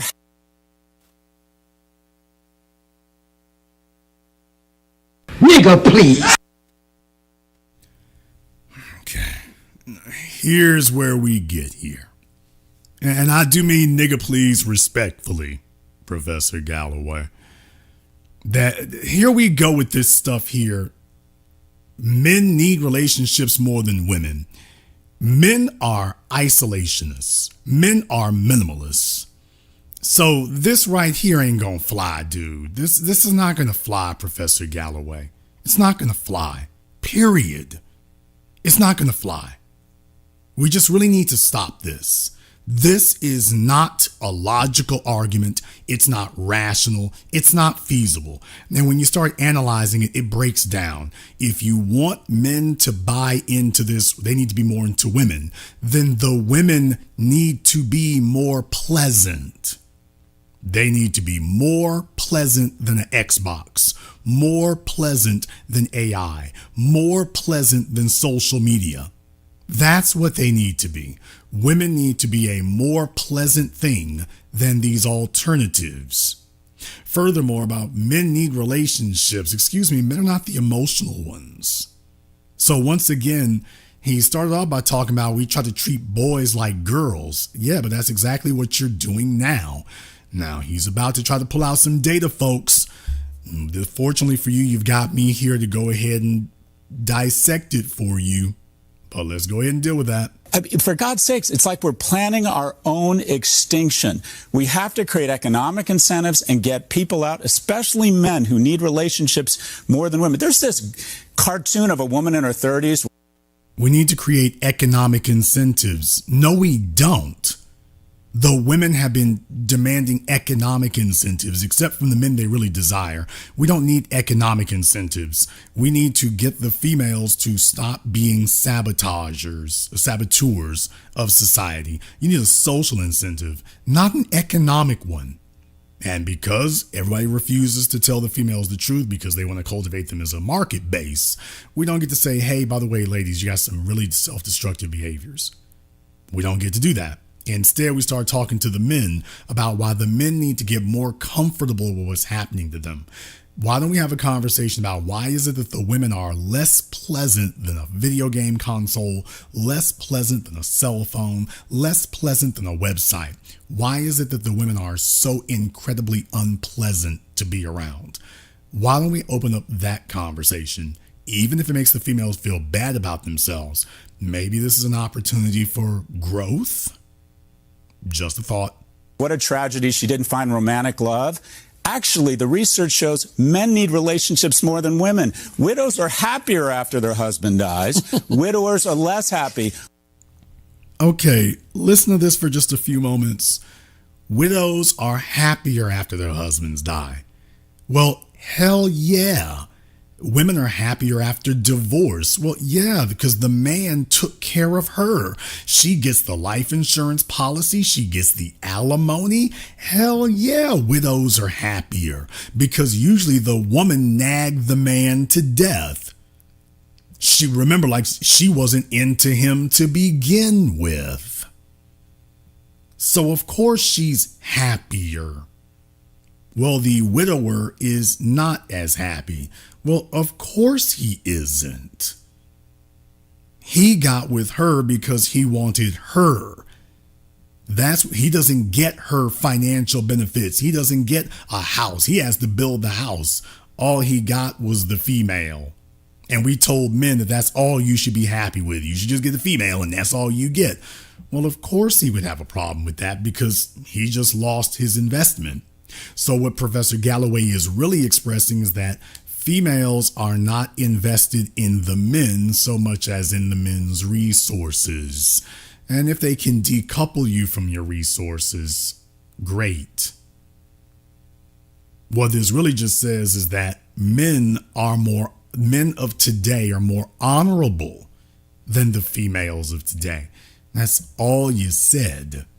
Because if this man was the light of her life, how could she be happier being a widow? So what this really does is speak to the character of the females today, a conversation that he gets to here at the end. But by the way, we need to go. Shouldn't we go dig into this a bit more? By the way, what kind of female, can we talk about the character of a female who is happier after her husband's dead? Hey, Professor Galloway, and you wonder why the young men would rather have a video game console or a AI female on their phone? Well, look what you just expressed about the biological females. Why would a male want to invest in a biological female if he can do all of that and she really is just waiting for you to fall over so she can get your resources? Well, sir, you're kind of answering all of your own questions. What type of females do we have today that they're happier after their man is dead? What kind of why would a male today want to be with that? Professor Galloway, just explain to us all, why would a male today want to be with that kind of female? Why would he desire that? Of all the things in this universe he could have, a car, a house, good health, peace of mind, why would he want to be with biological females if this is what you're expressing is what biological females think of males? You know, if you sit and think about these things for a few moments from the perspective of being analytical and being completely impartial, you start to see, hey, wait a minute. This is a very damning commentary on the females. That the females are playing a totally different game from the one the males are playing. Because implicit in what he's saying is that somehow getting married was a negative experience for the females. But he already expressed that the females went in talking about, I wasn't really into him to begin with. So then you're getting upset when the men are like, you know what? We don't want to play this game anymore.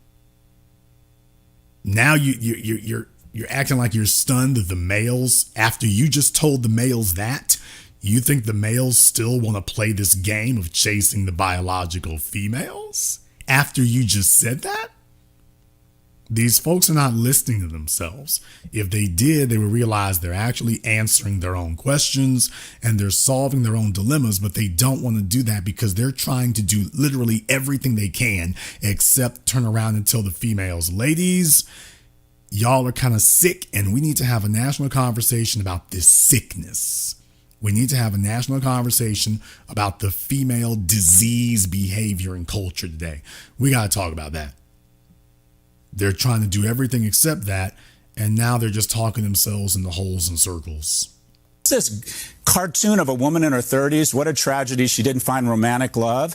Actually, the research shows men need relationships more than women. Widows are happier after their husband dies. Widowers are less happy. Women live 2 to 4 years longer in a relationship, men 4 to 7 years longer. If a man hasn't cohabitated with a woman by the time he's 30, there's a 1 in 3 chance he will be a substance abuser. Men need relationships. Relationships happen in person. In sum, get off your phone.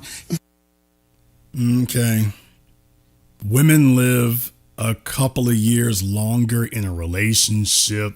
Men live 5 or 7. I don't even know what that means. I really don't. But I will say one thing. Women have always lived longer than men, Professor Galloway. So you know this. Under all circumstances, single, married, women have always outlived men. You know why? Because we take on all the risks. We take on all the stress. We're the ones who have to provide for them. They do not provide for us. We are the ones who take care of the life insurance policies, the standard of living. We shoulder all the burdens. We shoulder all the risks. We shoulder all the elevation. We're the ones who have to deal with the risks in life. So as a result, we don't live as long. If the women had to actually shoulder as much as we do, well, they would live a lot less too. Once again, so that thing he just said there is kind of deceptive. Makes you think that the women are losing something. No, they're not. The other thing is, by the way, it's called responsibility. That's the other thing there. It's called responsibility. This idea that men are here to take responsibilities off of women. Wait a minute. Women don't get in relationships to say they're taking responsibilities off of men. They get with men because, oh, good, here's the pack mule who takes on all the burdens. As opposed to telling females, here are the responsibilities you will carry. That's the conversation we're not having. I went through that because that brings us back to tonight's subject here tonight. Big Sean is a harbinger of the future because you're in a society today where marriage is too much trouble. And what is happening, you're going to see a lot of people trying to twist things and trying to twist facts or trying to twist narratives and things. You're coming to me because I'm going to give you the real. It is not so much that marriage is for the well off. It is that poor people have to be very practical. When you don't have any resources or you have very few resources, you have to be very strategic in how you use those resources or risk those resources. When a man doesn't have much money, he's got a lot to lose. When a man has a lot of money, relatively speaking, he doesn't have as much to lose. It is much harder to zero out a man who has $10 million than a man who has $10,000. So the fellow who's got $10,000, he sees walking off into that marriage thing a whole lot differently than the guy who's got 10 million. Not just because of what the guy making 10,000 has today, but he's got to forecast into the future. He doesn't have much already. And females have demonstrated a very, very potent propensity nowadays to weaponize things and do a bait and switch. So a man who doesn't have very much, he's got to take into account the bait and switch thing.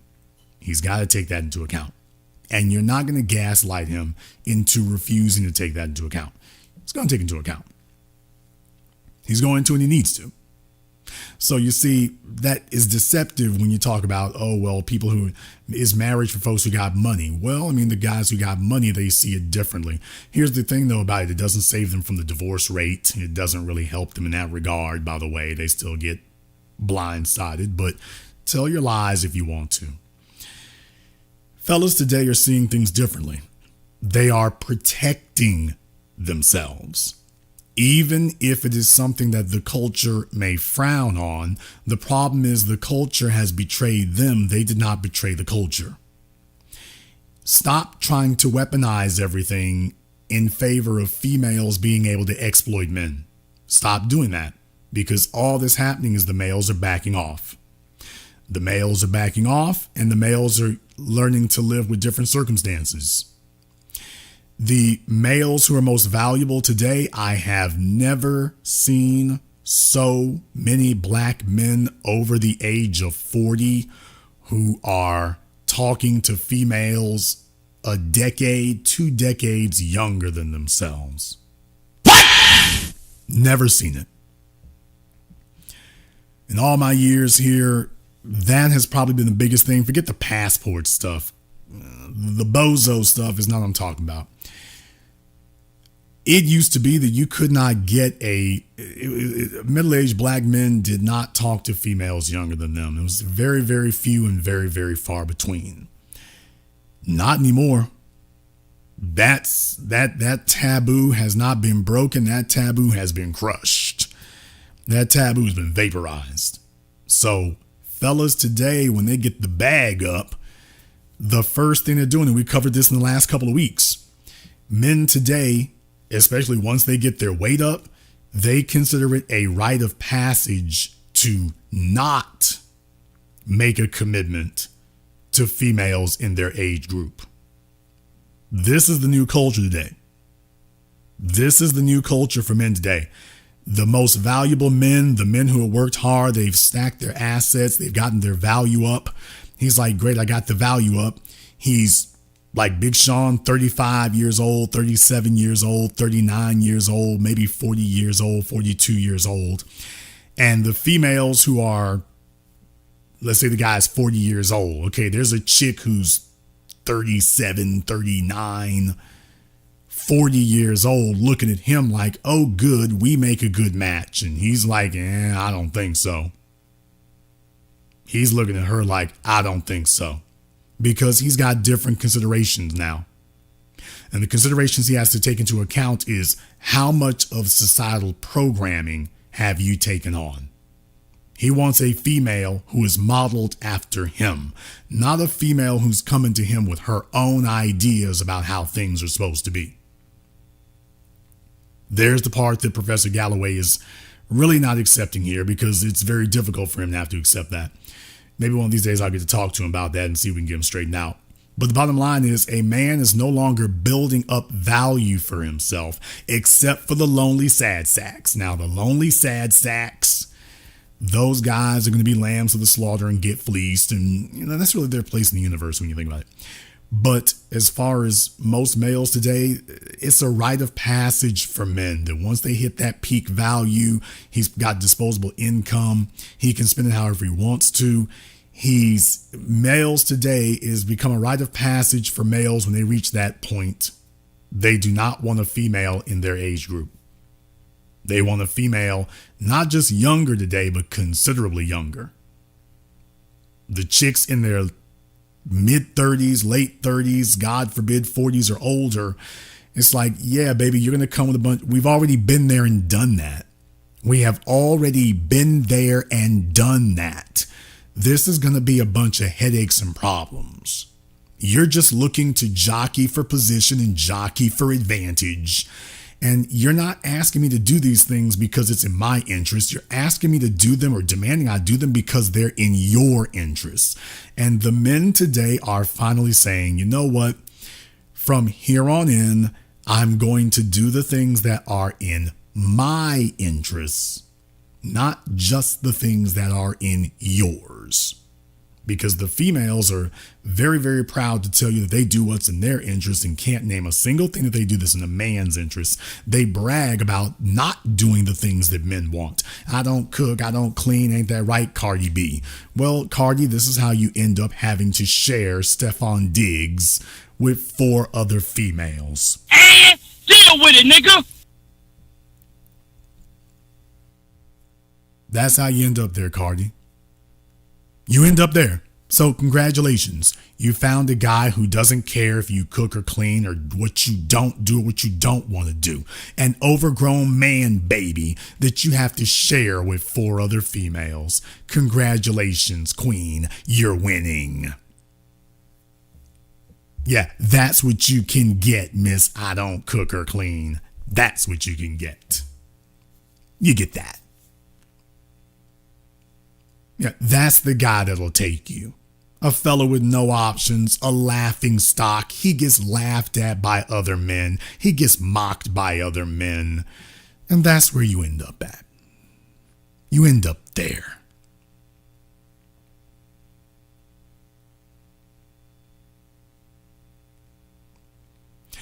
So you got to understand, as things go along here, males are changing the way they operate. They're saying, well, maybe I'm going to have a kid, but I am not going to give this female leverage over my assets. So she might be able to finagle the child support. There might not be a way around that, but I don't have to give her everything else. I do not have to obligate myself to everything else. This is what happens when everybody starts playing the game. So up until now, the female's been playing the game against the men, and the men been acting like there wasn't a game being played against them. So it's just been a one-way beating for the last 5 decades. Now the men are like, okay, this new generation, they got gamed up, and they're just like, yeah, we're doing something different. We're doing something different. We are not going to just sit here and set ourselves up. So let's be clear about something here. For all the females out there who are upset and snotty and pissy and moany, talking about Big Sean wasted her a decade. He hasn't wasted a damn thing. Jhene Ako is like most females out here today. She's gotten her value. This is where she ranks. Anything beyond that would be him being stupid.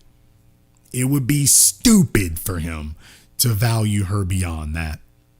Jhene Ako has gotten her market value. She's demonstrated the caliber of female she is. She's demonstrated what she thinks about marriage, what she thinks about children, what she thinks about honorability, what she thinks about chastity. She's already shown what that is.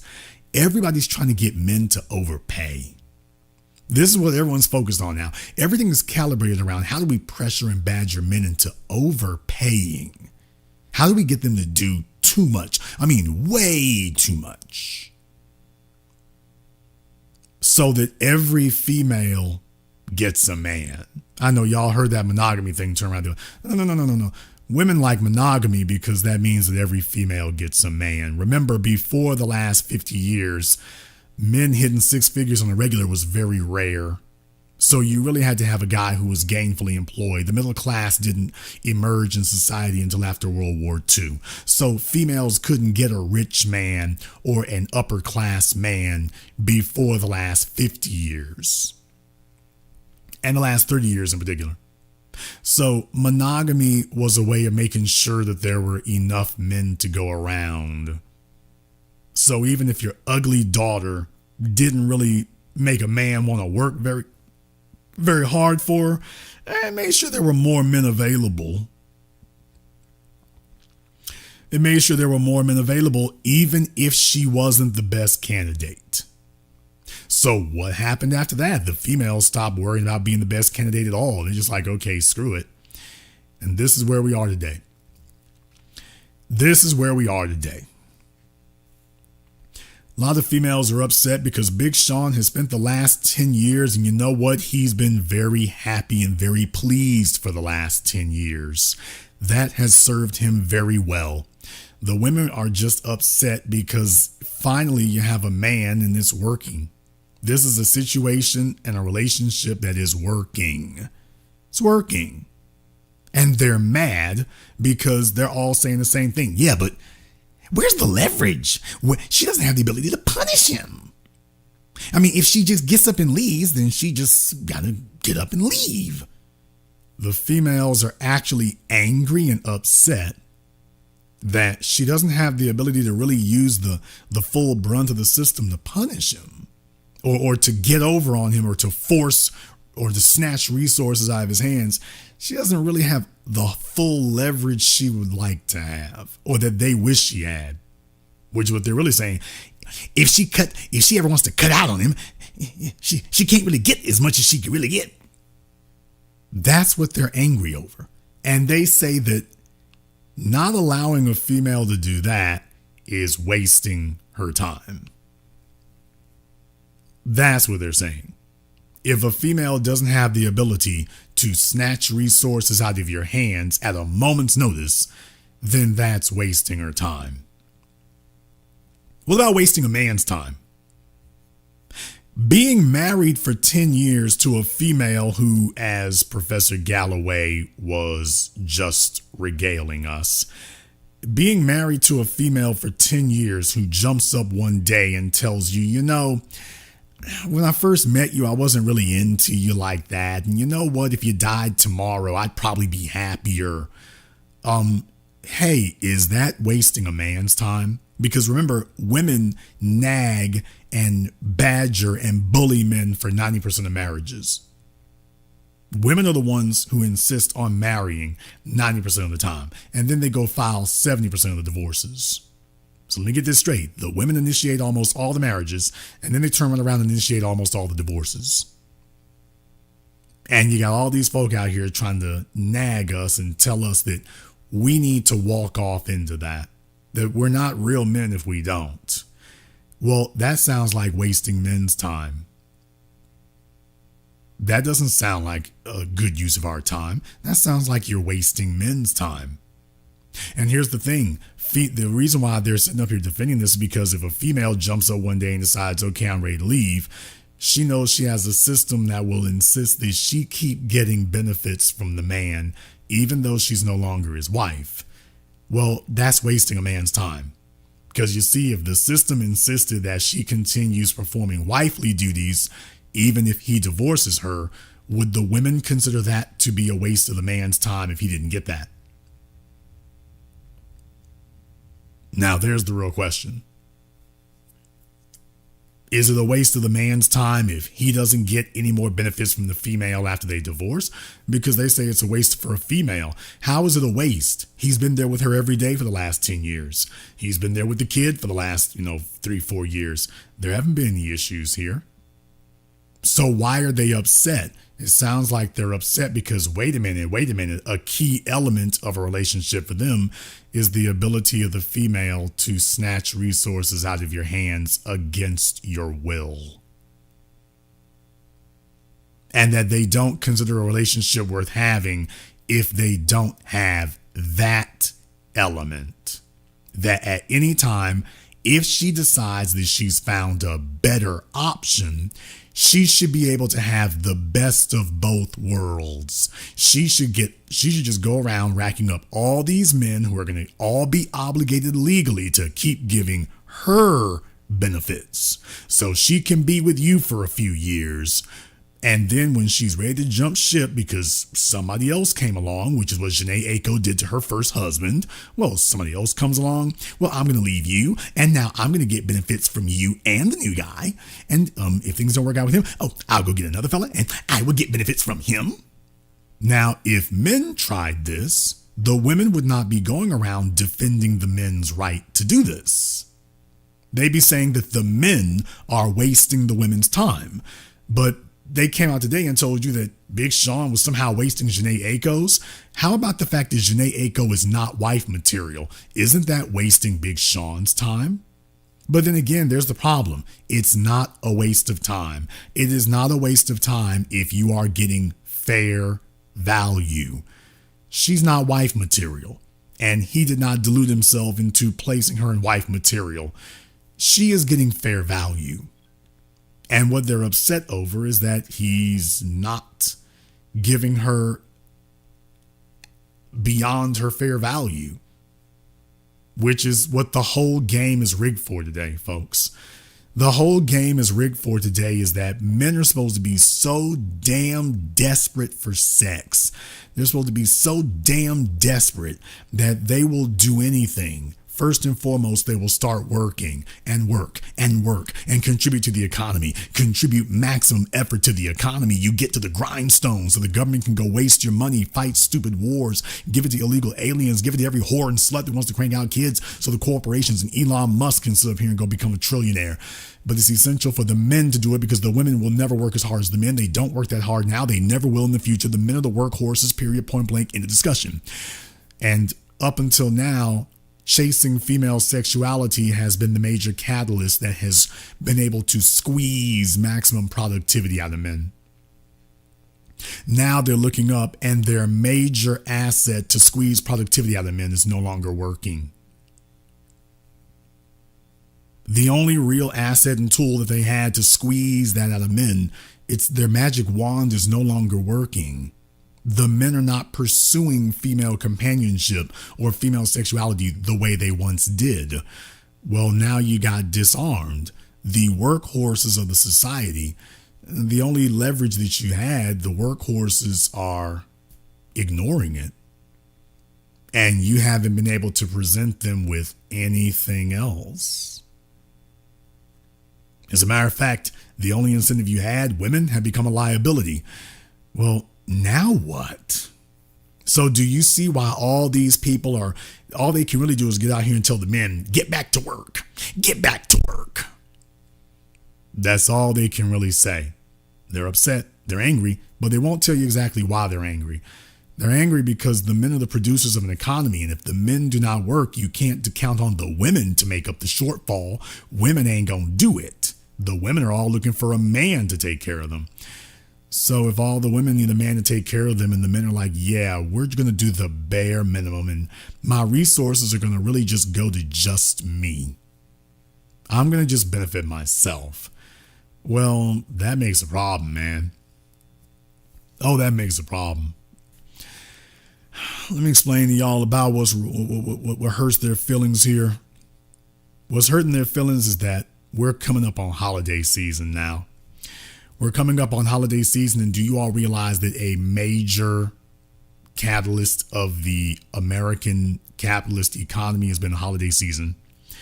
It used to be that Thanksgiving was the number one holiday, folks, for those of you who didn't know. Thanksgiving was the big holiday, not even Christmas. It's only been in the last 100 years that Christmas got elevated, and that's only because of the merchants in New York.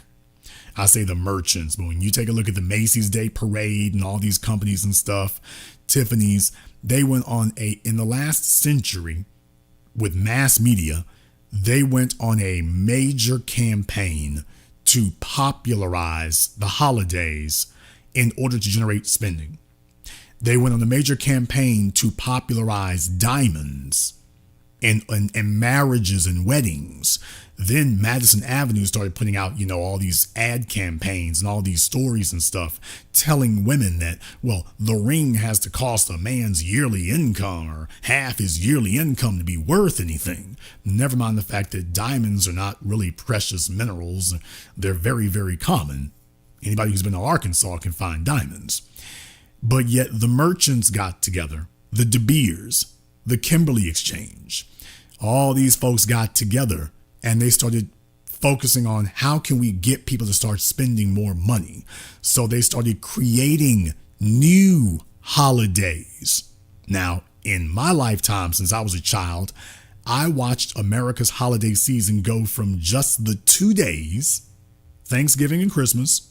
I watched it go from just those 2 days to it got expanded on both ends. It got expanded on the tail end after Christmas. Whoa, why don't we just roll this into New Year's? And then with Thanksgiving, well, hey, what about Black Friday? And then now on the other side of things, what about Halloween? Who cares if you're Muslim or Buddhist? You can celebrate Halloween too, can't you? So now, instead of having a 30-day period with just 2 days, why they packed 5 events in there. Only that was not enough. They started seeing more to it, so they started adding more and more and more. And it went from holiday season to there's just quote unquote holidays all over the place. So the holiday season today basically starts from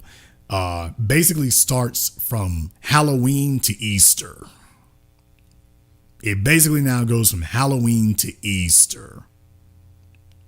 6 months. And then after that, there's a smattering of others after that. The federal holidays, July 4th, but also Father's Day, Mother's Day. These are new things, people. Father's Day and Mother's Day. Remember, Father's Day used to be non-existent. Now it's Father's Day. So the merchants have been hard at work. Everyone is doing everything that they can to entice you to spend as much money as you can. But here's the kicker. The kicker is it does you no good to talk to the females. The females don't spend the money. Damn! The females ain't gonna spend the money.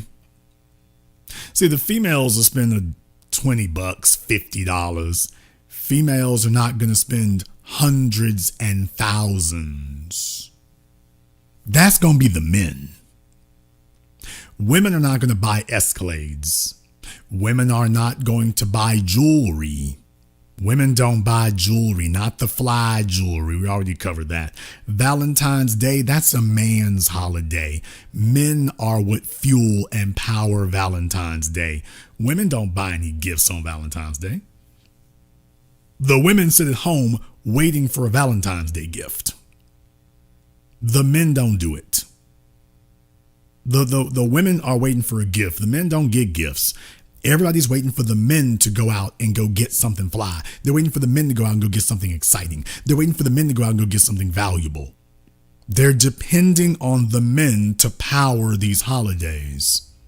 Thanksgiving, they're depending on the men to power it. Christmas, they're depending on the men to power it.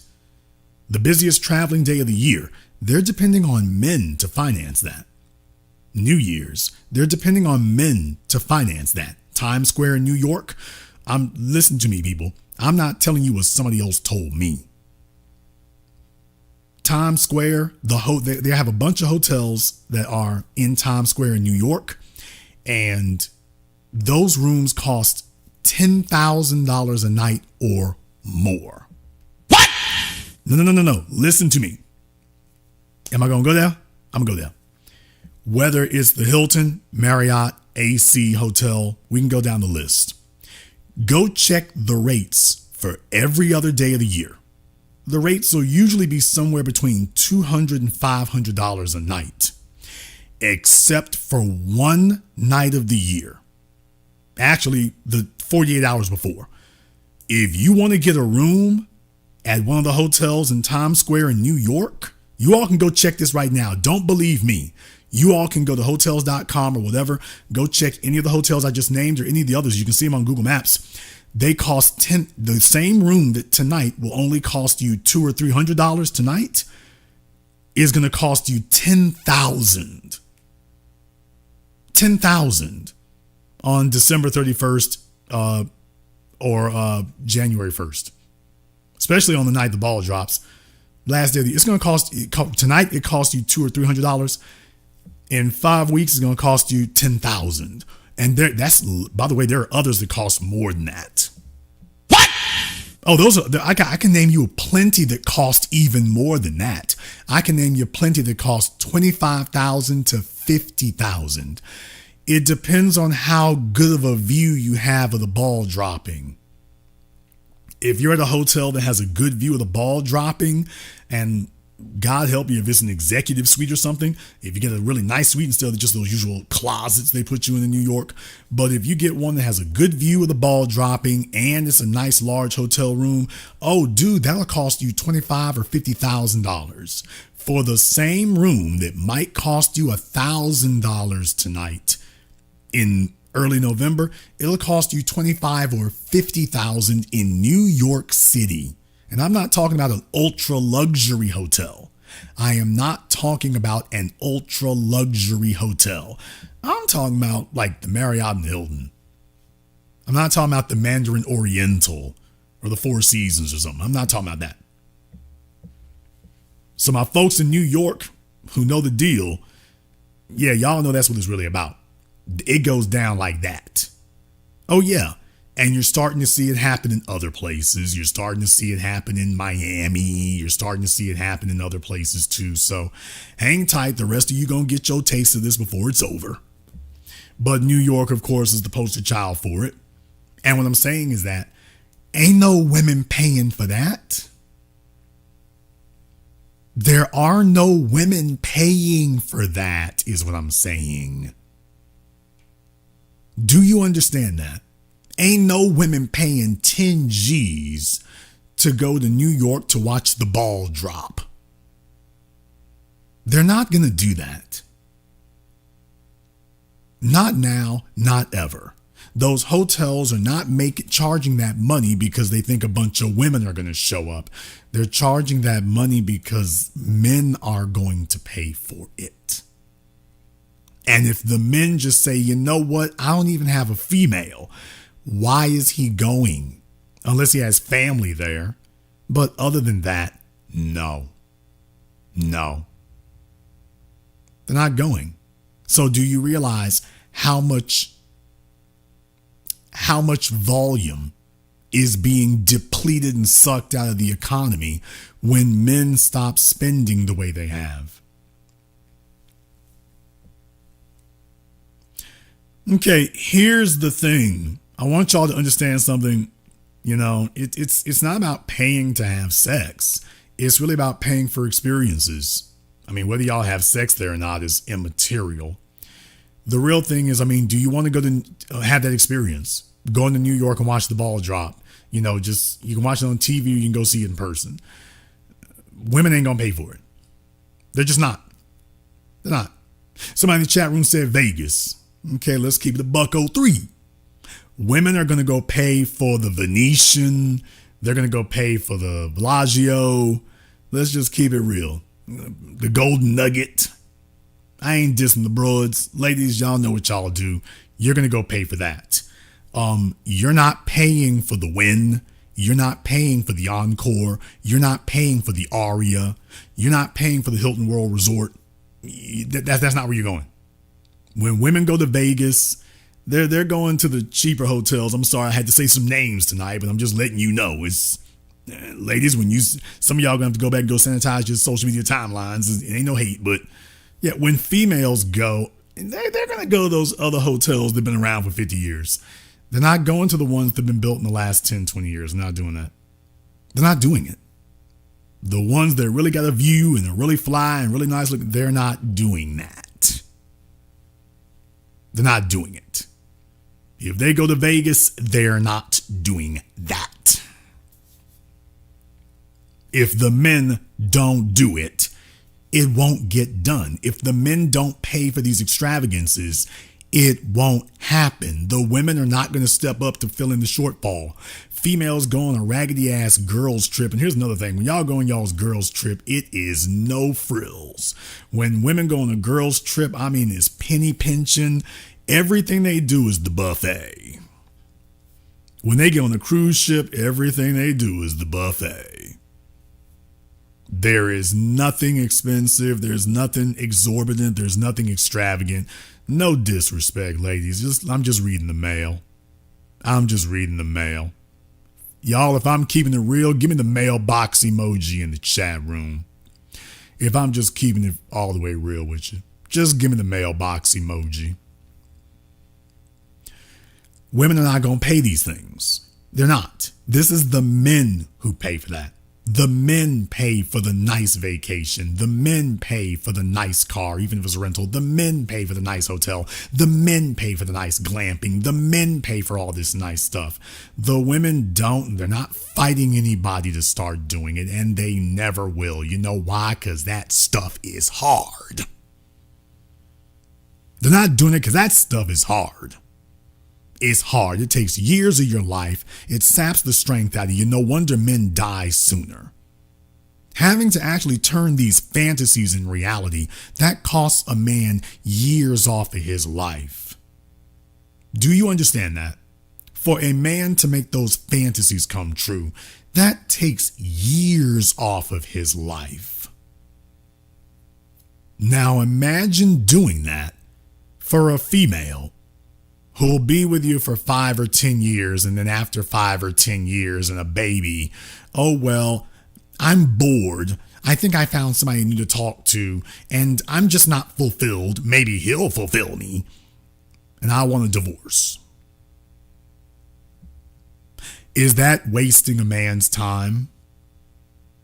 For all the Jhene Ako ass kissers, would that qualify as wasting a man's time? You know, marrying him for 5 or 10 years, and then he's the same guy he was when you met him. And then you say, well, that's the problem. You're the same guy you were when I met you.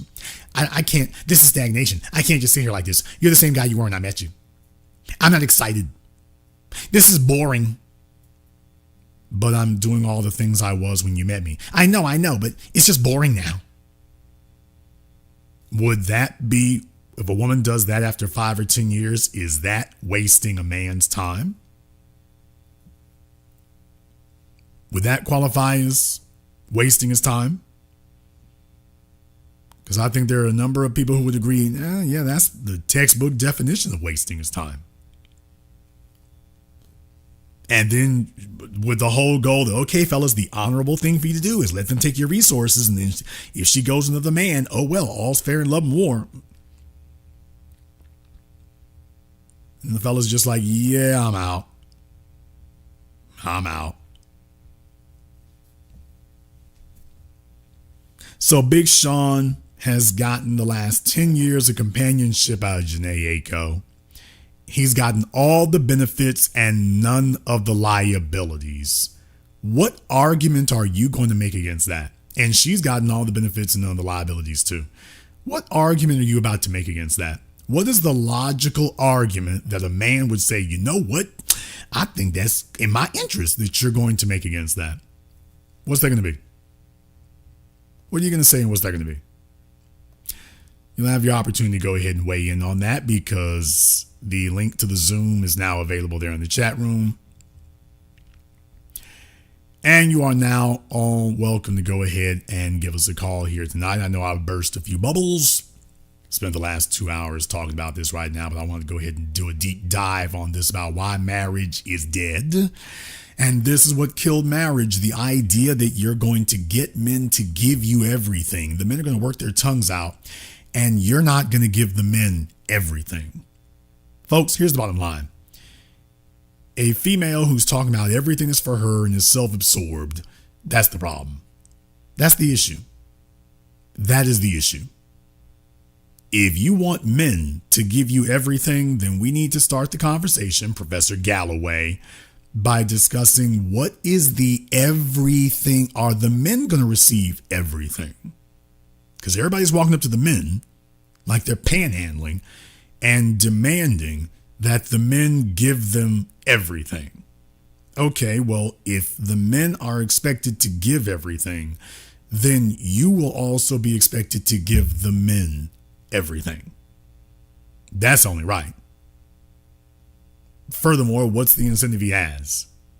However, nobody's talking about giving the men everything. They're just talking about what is expected of the men. They're not talking about, and fellas, here's what you get that is equivalent to what you're being asked to give. Now, that's the part that nobody wants to say. They just want to say about the men, give us more, give us more, give us more. And the males are saying, okay, until further notice, we're not giving anything unless it has equal value. And everyone starts to start talking about the men should just do it because it's the cool thing to do. You know what wasting time is? Big Sean didn't waste Jhene Ako's time by being there. You know what wasting time is? Wasting time is when men show up with a female. Females are like, they don't want you even in their face unless you're giving them something. She doesn't even want to give you the time of responding to you unless she's getting something for it. Women will sit up here and try to have you move their furniture and rewire their house just on some friendship stuff.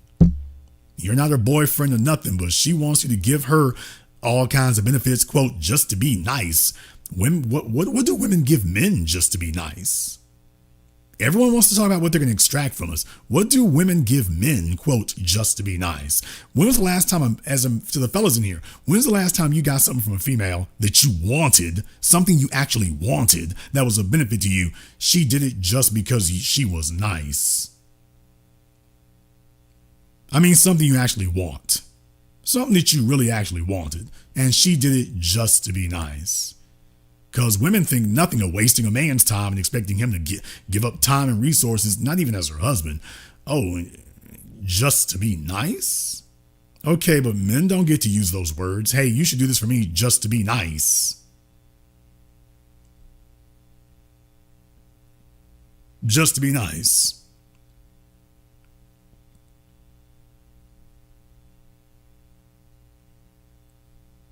In the chat room, Q Savage, I'm not really sure what you mean by that. I'm probably going to have you give me a call to explain that. I'm not quite certain what that means. Not quite certain what that means. I'm probably going to have you call up so I can get a breakdown on that. In any case, we're going to go ahead and open up the Zoom so you all can go ahead and give us a call here tonight. We definitely will do that as well. In the meantime, I want to thank everybody who has contributed to tonight's program on PayPal, Super Chat, Venmo. Shout out here to my man, Young Investor. Thank you very much for your support tonight, brother. We appreciate that. This is The Biz. Shout out to Rakai Media as well. Thank you for showing your support. We appreciate that. To Tom Slick, Burns Gonzalez, Newbie One Music Lifesaver. Hadn't seen you in a minute, brother. Hadn't seen you in a minute. Lethal Gaming. And everybody else here who's Ryder Firehawk has been doing the most here tonight. We appreciate that as well also. You know, this is the kind of thing right here that if you're going to turn on network TV, they should be saying this. And by the way, it's not because it's not because this is new. They know this. They know this. Why didn't all these big brain people who work for NBC, why is it none of them said what I just said? Because they are trying to protect their interests. Their interests are that they look at the bottom line. They see that men who are sitting on cell phones are not being maximally productive. He's doing just enough for himself, which is exactly what the females do. And even though the men producing for themselves still produce more than the females who produce for themselves, the problem is that represents a collapse in productivity. They need the males to be fully engaged slaves who are out there working their fingers to the bone. That's what they need. And if the males are, if nothing the society is offering the males is enticing or incentivizing them to give maximum effort, then the society is going to lose altitude. The society is going to lose steam, it's going to lose altitude, it's going to lose productivity, and eventually they're going to start going into permanent society. The economy is going to contract, which is what they're most afraid of. You see, they want populations to keep growing so they can keep projecting that the economy is going to grow. But if the men are like, we don't give a damn what y'all got going on, we are not going to give our best effort. What do you do when there's a revolt in the slave quarters? What do you do when the workhorse engine of your economy says, yeah, I'm sitting down, and nothing that you're enticing me with is going to get me to give you more? What do you do then? I mean, they're males, don't they? They still want sex, don't they? Not like they used to. What? Then what will do it? I'll tell you all what will do it. I'll tell you what will do it. What will do it is putting power and respect back in the hands of the men. Now, that is what incentivizes them. When a man works and he receives power and respect from his labor, well, that is what supercharges a man to go and keep doing it. That's what incentivizes a man and supercharges him to keep doing that when he receives power and respect. Well, now that's it. He's charged up to go back and go do that again. He's charged up to go get back out there in the arena again. That's what does it. And they're trying to figure out how to do everything except that. So they sit around on useless panels like on the Today Show, and they talk to each other in their banality, not at all dealing with the real issue, because what they're really trying to say is, okay, what is it that it will take to incentivize the men? Well, that thing that Jason Black just said, power and respect. And then they turn around like, yeah, we want something other than that. Well, that's the only thing that'll do it. Yeah. Give us something other than that, though. This is where we are today. They're trying to do everything except give us exactly what we need to make that happen. How do we get you to do what you've always done, but we're not going to give you what we've always given you? How do we do that? Let's go ahead and jump over here on Zoom right quick. Let's see. Let's see if we can get Brother Elijah up here on Zoom for us here. All right, brother Elijah, what's on your mind? Hey, good evening, B1 dollar sign to you and the family, bro, big brother. Brother, I promise I won't be too long winded, but I do need to have a dialogue with you because I don't think I heard Jason Black speaking. I think I heard tonight a black God speaking, man, because the reason that and please, brother, if you could, I'm not telling you, I would never ever tell you what to do, but if you could, can you leave this up? Because this is something, this broadcast tonight specifically, this is something to really be looked at almost every day or every day. And I mean that, brother.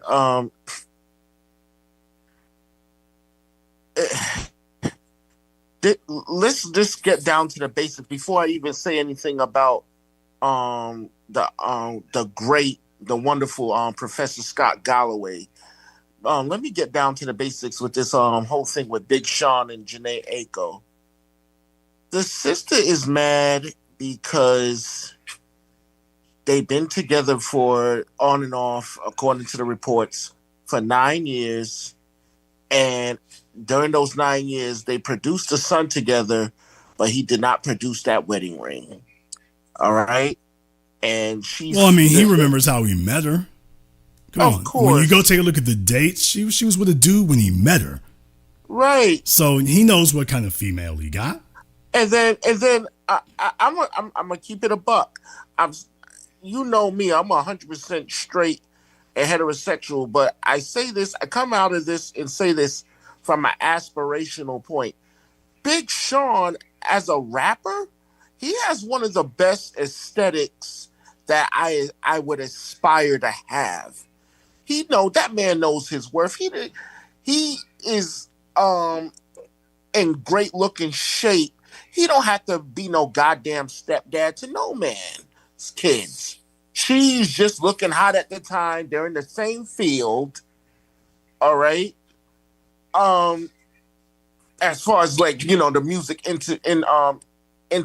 industry, he don't have to, but still, she had a daughter at 20. That's still gonna stay in the back of his mind that she did come to him with another man's child.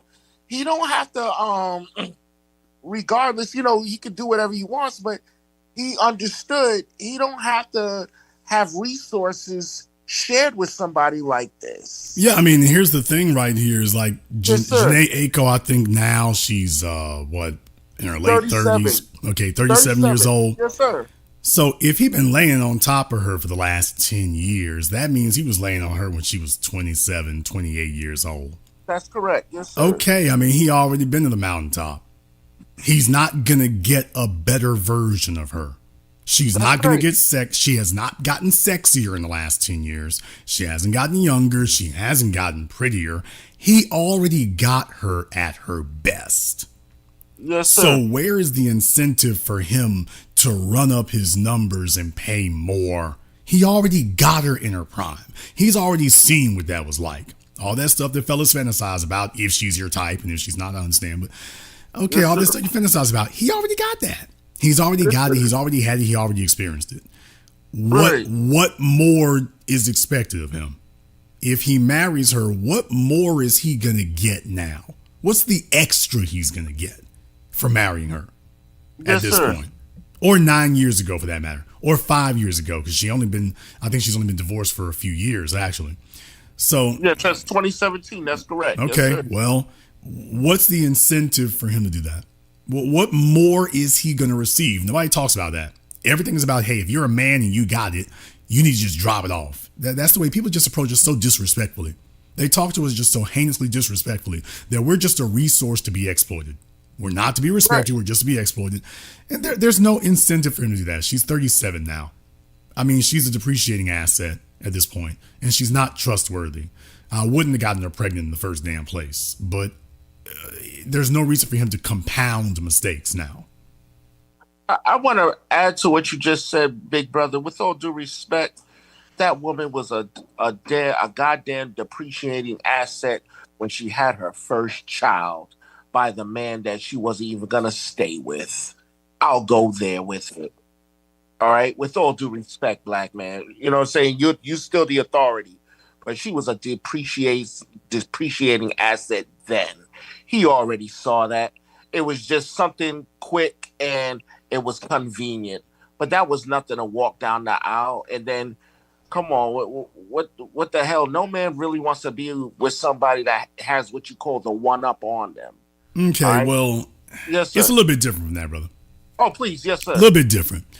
Because y'all got to understand, especially where hoes are concerned. He got his house. I so did. Deal with it, nigga.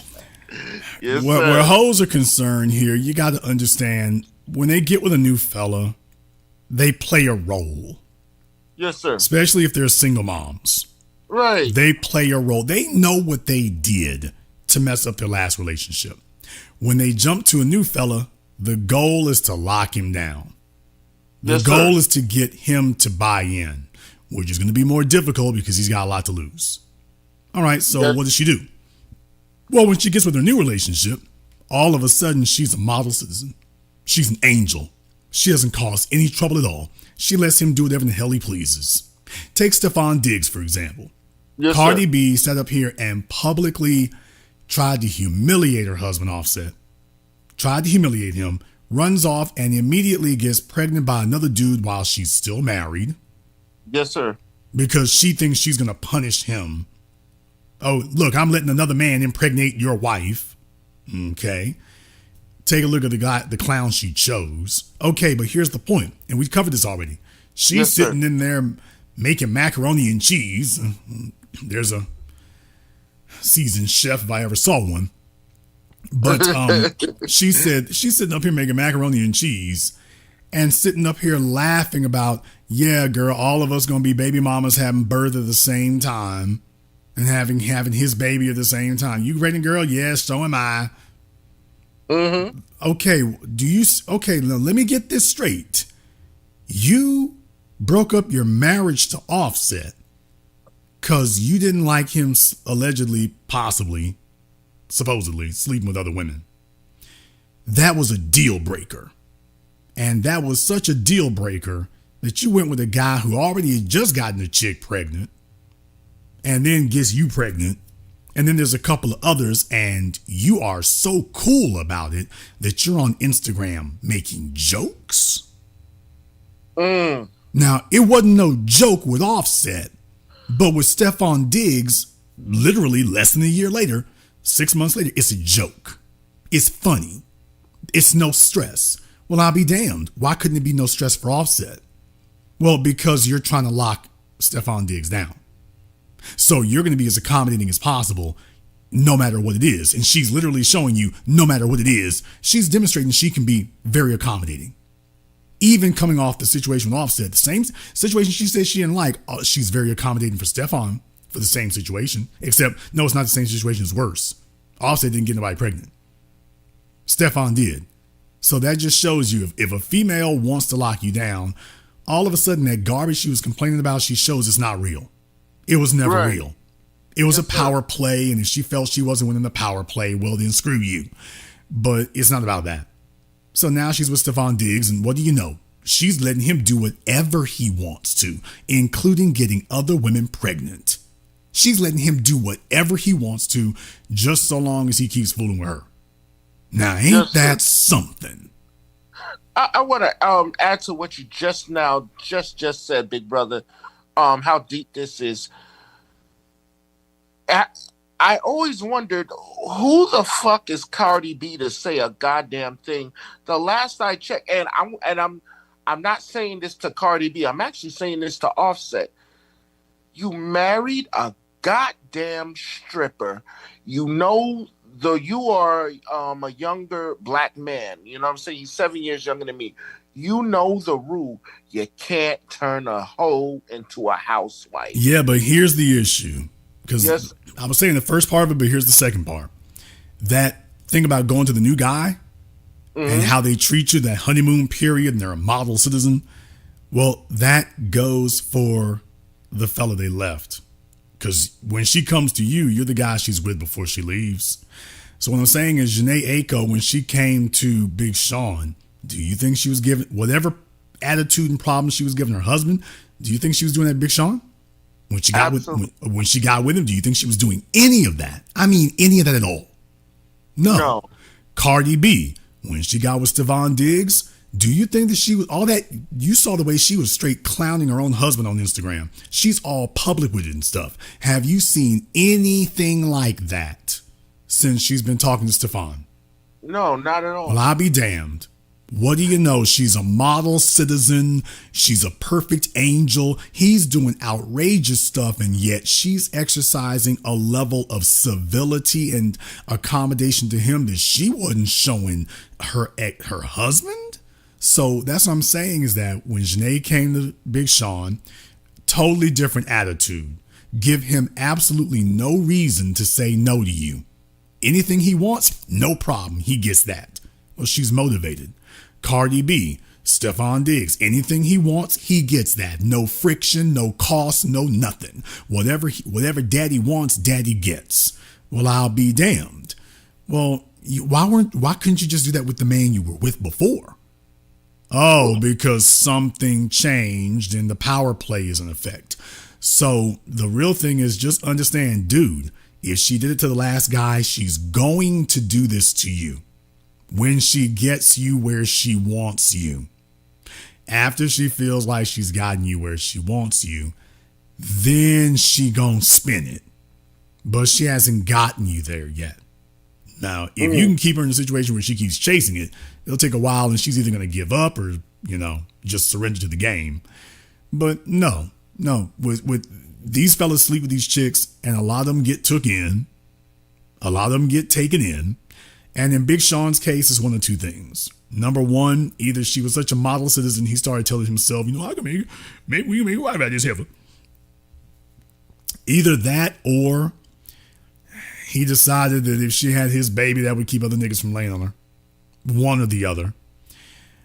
It's going to be one of those two right there. But the bottom line is, she was not giving him any problems. Right. She has not giving him any problems. If she were, he'd have left a long time ago. The fact that he was, a few years in before he got her pregnant, that shows you she wasn't giving him a bunch of headaches. She was not giving him a bunch of headaches or a bunch of problems. You haven't heard about them in the news or nothing. Yeah, she's been a model citizen. And it seems that as long as you don't marry her, she can be a model citizen. It seems she only flips out and becomes this really poisonous creature to the men she marries. Big brother, though, you said something in the broadcast, because what you just said right now, it kind of ties in with what I'm about to ask you.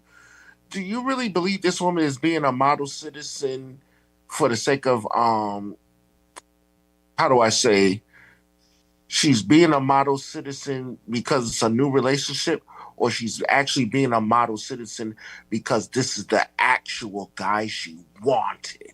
In this case here, it's going to be both. Okay. Big Sean is the best. Jhene Ako's career has been over for a while. Big Sean is the best she can do. Yes, but sir. By the same token, a female is going to want to extract maximum benefits. Right. So she doesn't trust, if she doesn't think she has leverage over you to force you to do things against your will. This is the society we're in today. If she doesn't feel like she can force you to do something, then she's going to have a problem with that. So the real thing is that she's never really going to be satisfied unless she feels like she has the ability to force you to do something. Okay. And then I looked at the title. You mentioned a little bit about Lori Harvey. Well, we already see her. This is why I was talking. I was telling you I didn't hear Jason Black. I heard God talking, because you made prediction after prediction after prediction. When you say, did I call it or did I call it, that means something, brother. All right? You when that stupid young, I have to use the term, some people say hoe, I'm saying a stupid bitch. When she let that brother, all right, our brother, our brother actor, when she let him go, that was the end of her. You're talking about Lori Harvey. Yes. Look, did I call it or did I call it?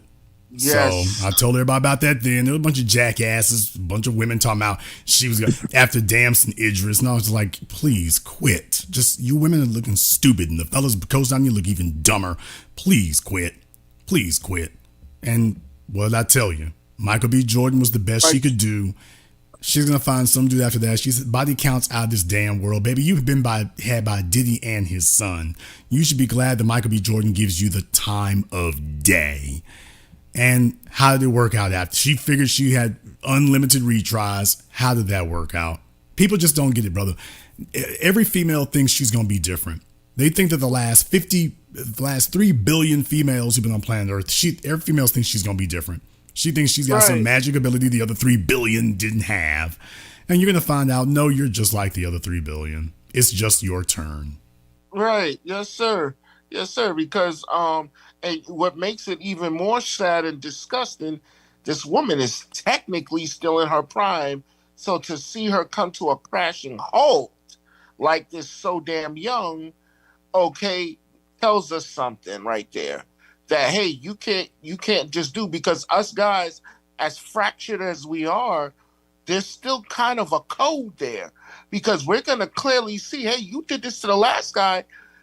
We're not going to let you come over here and bring that nonsense and bullshit to us, especially if we got something to lose. We're not going to let you come over here. No, take your ass on. All right? Regardless, even if we don't like the brother, hey, we're not going to let you come over here so we can backstab him, because you'll do the same thing. We don't trust you. Yeah, but they look for a specific candidate. I mean, as men, that's what I've been trying to teach you all. As men, you have to understand, as females get older, they realize that their opportunities diminish. And that begins to take on more priority, because she is not going to do that level of work. Right. So they're trying to balance the man that they desire and the man who is going to take care of her at the level that she thinks that she deserves. Yes, sir. And that's the tricky balance that they keep trying to strike. So in this situation, as far as where she sees herself or where she wants to be, Big Sean was really the last train leaving. He was really the last train leaving. She doesn't have a Diddy that she can go sue that we're aware of. So this is the best she could do in these circumstances. So yes, she did what was necessary to get with him. There's not going to be anybody after him, not at that level. So she's going to have to make it work to the best of her ability. If she decides to cut out, the bottom line is, baby, if he wanted to marry you, he would have done that a long time ago. Yes. And there's no, if he's stupid, if he was already stupid enough to get you pregnant, because that was really a bonehead decision on his part. Yes, but sir. He would only make it worse by marrying you. So I guess as long as she wants to play cool, that's one thing. He's only had one kid with her, which already tells me he's done. Whatever he's seen, he's like, he doesn't want to go further with it. So as long as she's cool and minds her manners, he might stick around for a little bit. But as far as marrying her, that's off the table. But then again, how does she handle marriage? This idea of us as men giving women 5 and 6 strikes at bat.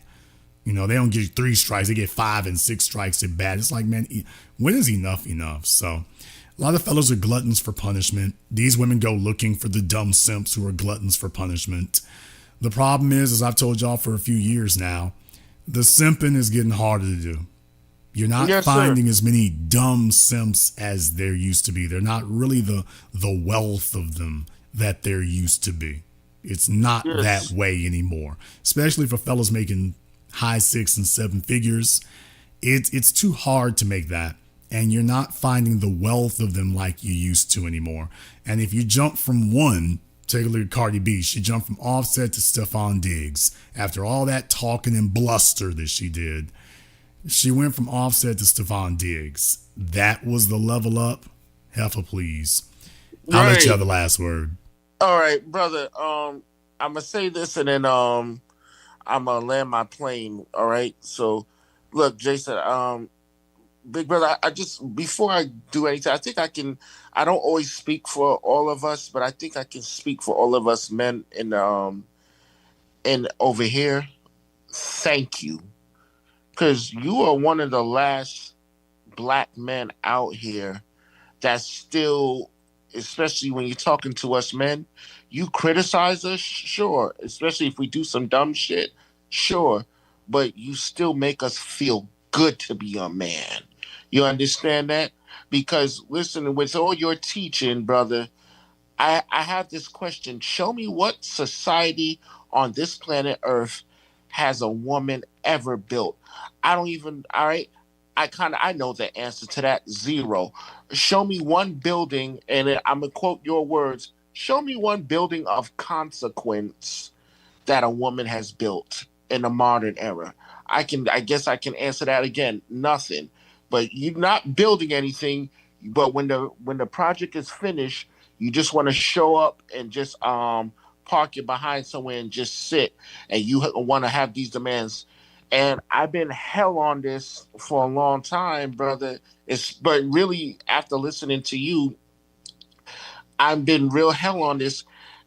A lot of us guys, it's going to be hard, but we have to do this because we can clearly see on the other side there's no fucking progression. They're only getting worse and worse, especially within the last 40 years, especially with that girl power and everything like that. And then I know them heads are swelled up with what we saw this election, but I know that's a different situation.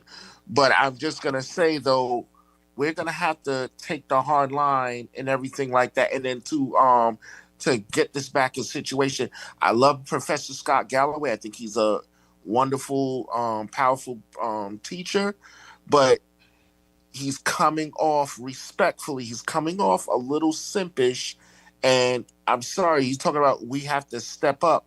They have to step up too. It's not one or the other. Well, I mean, beyond that, this is cause and effect. You cannot acknowledge that the women changed 6 decades ago. And then turn around and say it's the men's responsibility to fix that. Right. Once you acknowledge that the women changed, and now you see a bunch of deleterious, look it up. Yes, sir. You see a bunch of negative consequences follow that. You're talking to the victims. You're coming over and talking to the men. We're the victims. If you want to resolve this, you need to start with who changed it. Stop telling, because all you're doing is preaching to men about being traditional men. And the con game is to keep telling the men be traditional men, but the women get to be new age radicals. But the men just got to keep doing that. And when you say the men being traditional men, what you really mean is the men supporting the women. Well, the problem is that men support helpers. They don't support free radicals. If you want to be a radical, then you got to be a radical solo. Thank you very much. Give us a call tonight. We appreciate that. Let me go ahead and jump back over here on Zoom again right quick. All right. Well, what do I see? I got my man Prince out of Richmond over here on Zoom. What's on your mind, Prince? Hey, brother. Dealing with Lori Harvey. A woman that sleeps with a father and son, shouldn't that be a deal breaker? I know at least in my book it is. I wouldn't want to touch a woman that would do something like that. Well, Steve Harvey, I mean, he married the person who helped make that possible. So, but yeah, the bottom line is, bro, you can see what the hell going on there. So it's apples don't fall far from the tree. So yeah, she established her sexual marketplace value right then, right there. That should tell you everything. Because the bottom line is, we all know. I told you all about this when nobody else was talking about it, and they still don't talk about this today. Nobody talks about this today. Has anybody noticed that Lori Harvey has not said a single syllable about Diddy or his son? Okay. I read Diddy's NDA. I read it. Oh, yeah. Yeah, it's online. But I read Diddy's NDA. Yeah, there's a reason that every female who's been with him don't say anything about him. That NDA is ironclad. And what I'm saying is Lori Harvey obviously signed hers. Obviously. She hasn't said a syllable about him. Not a syllable? Nothing. No pillow talk, no nothing. Lori Harvey signed her, he had her sign her NDA and coming in the door. By the way, just like all the others. Willingly. I mean, well, they got to. I mean, Diddy's not going to look. The bottom line is, if you coming to Diddy, you coming for the freak off. Diddy doesn't have any use for. It's like Future. Don't tell me that you've been around Future and you ain't slept with him. Future don't have females around him he don't sleep with, but he doesn't. Same thing with R. Kelly. Same thing with Joe Budden. Same thing with Diddy. They don't have females around. They got females to deliver their Postmates. They don't need a female to hang out. No. If you're not sleeping with them, there's no reason for you to be around more than 30 minutes unless you're making them money. But if you ain't making them money, you're not going to be just hanging out. They got enough people just hanging out. So they have no use for a female spending any real time around them who they ain't sleeping with. And that's just it. That's just all there is to it. So if you're spending any significant time around those kind of guys, not just them, but those kind of guys, yeah, you got to do something to earn your keep or to earn your presence. And in Diddy's case, vanilla sex ain't his thing. So not only do you have to do something to be there, it can't be vanilla. He has no use for vanilla anything. So if you ain't full XXX rated, he doesn't want you around. You're too square, you're too much trouble, and he's not going to enjoy you anyway. So yes, if you ain't got your IV drip bag with the drugs and you ain't got the pills and all the stuff that Cassie was doing, Lori had to do that too. There's just no way to keep you around without it. And I'm saying this to you all. There's no way I can conceive that can occur. So I'm pretty sure at some point Michael B. Jordan encountered that.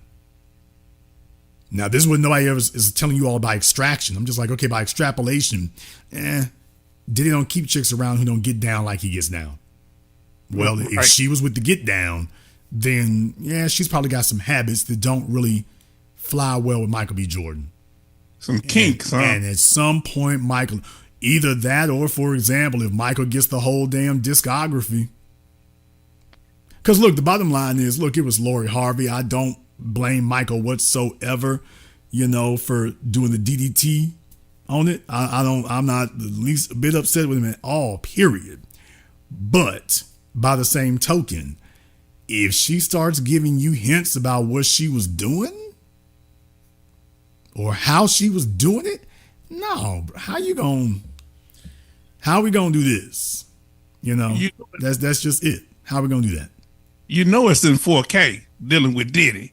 Oh, 4K, 360-degree cameras, the whole 9 yards. It's just so, yeah, ain't gonna be no getting away from it. So if a man has to sit up there and talk, there's another reason I want to get into it tonight. Why is marriage dead? Marriage is dead because of crazy ass body counts. Crazy body counts. Females today come to men. They only want to get married after they got run out and drugged through the damn streets. That's where they at today. Everybody wants to talk about marriage after they give their prime years to somebody else. And then they only want to talk about marriage after they've been smutted and scuttled and slummed and got every type of putrid story you can imagine. All right, nigga, now marry me. And the older they get, the worse it gets, by the way. You know that. The older they get, it doesn't get better as they get older. The older they get, the worse it gets. When they were young, it was R. Kelly. When they get older, it's blues music. Nigga, what? So it's just, no. That's what, and now they want you to pay top dollar. Now, it's one thing if they came to you in your 20s, you didn't have nothing. That's one thing. No, they want to spin the block and come back to you when you done built up something. Yes. She's bringing you a depreciation asset, but she's only talking to you because it's time for top dollar. It's like, okay, what the hell kind of cruel joke is this? What the hell kind of insulting joke is this? Now you want to get married? Now. It doesn't sound like you want to get married. It sounds like you want to bail out. Did you want to get married when you were laying up with Diddy and his son? Did you want to get married then? Or were you having fun with that? So as men, we stop playing dumb after a certain point. And the real thing is we've been trying to educate them younger so they stop getting dumb sooner. And recognize that's not a mistake, dude. If your chick was at Diddy's house, that wasn't an accident. Any more than it was an accident when she was at the Usher concert, grinning and showing her butt cheeks. Shout out Keke Palmer. Any more than at the Chris Brown concert.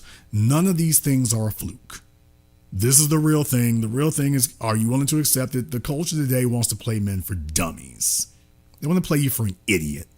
And they get this sick fascination and pleasure out of doing it. I'm just here to educate you about that. But no, if your broad was at Diddy's house for any reason, nigga, you know why she was there. If he let her in, she was there for a reason. And you can have her, but that's going to be what you got. Don't lie to yourself about what you have. That's who you have. You got a Diddy girl. Now, take this hoe down the aisle. Mm. And look, can a woman outlive her sexual habits of her youth? Because what she did in her youth is what she wanted to do. So even she might be broke down, but she still got that whole mindset. I mean, okay, here's the way I see it, brother. I don't really play that game, to be totally honest with you. But what I will say is that, look, if you've been to Diddy's house, if you got a crazy sexual rap sheet, your body count is in the dozens. We need to discuss, the only thing we're going to discuss is about where your market value actually is. Not about where you wish it were had you not squandered it. Okay, thank you for disclosing that.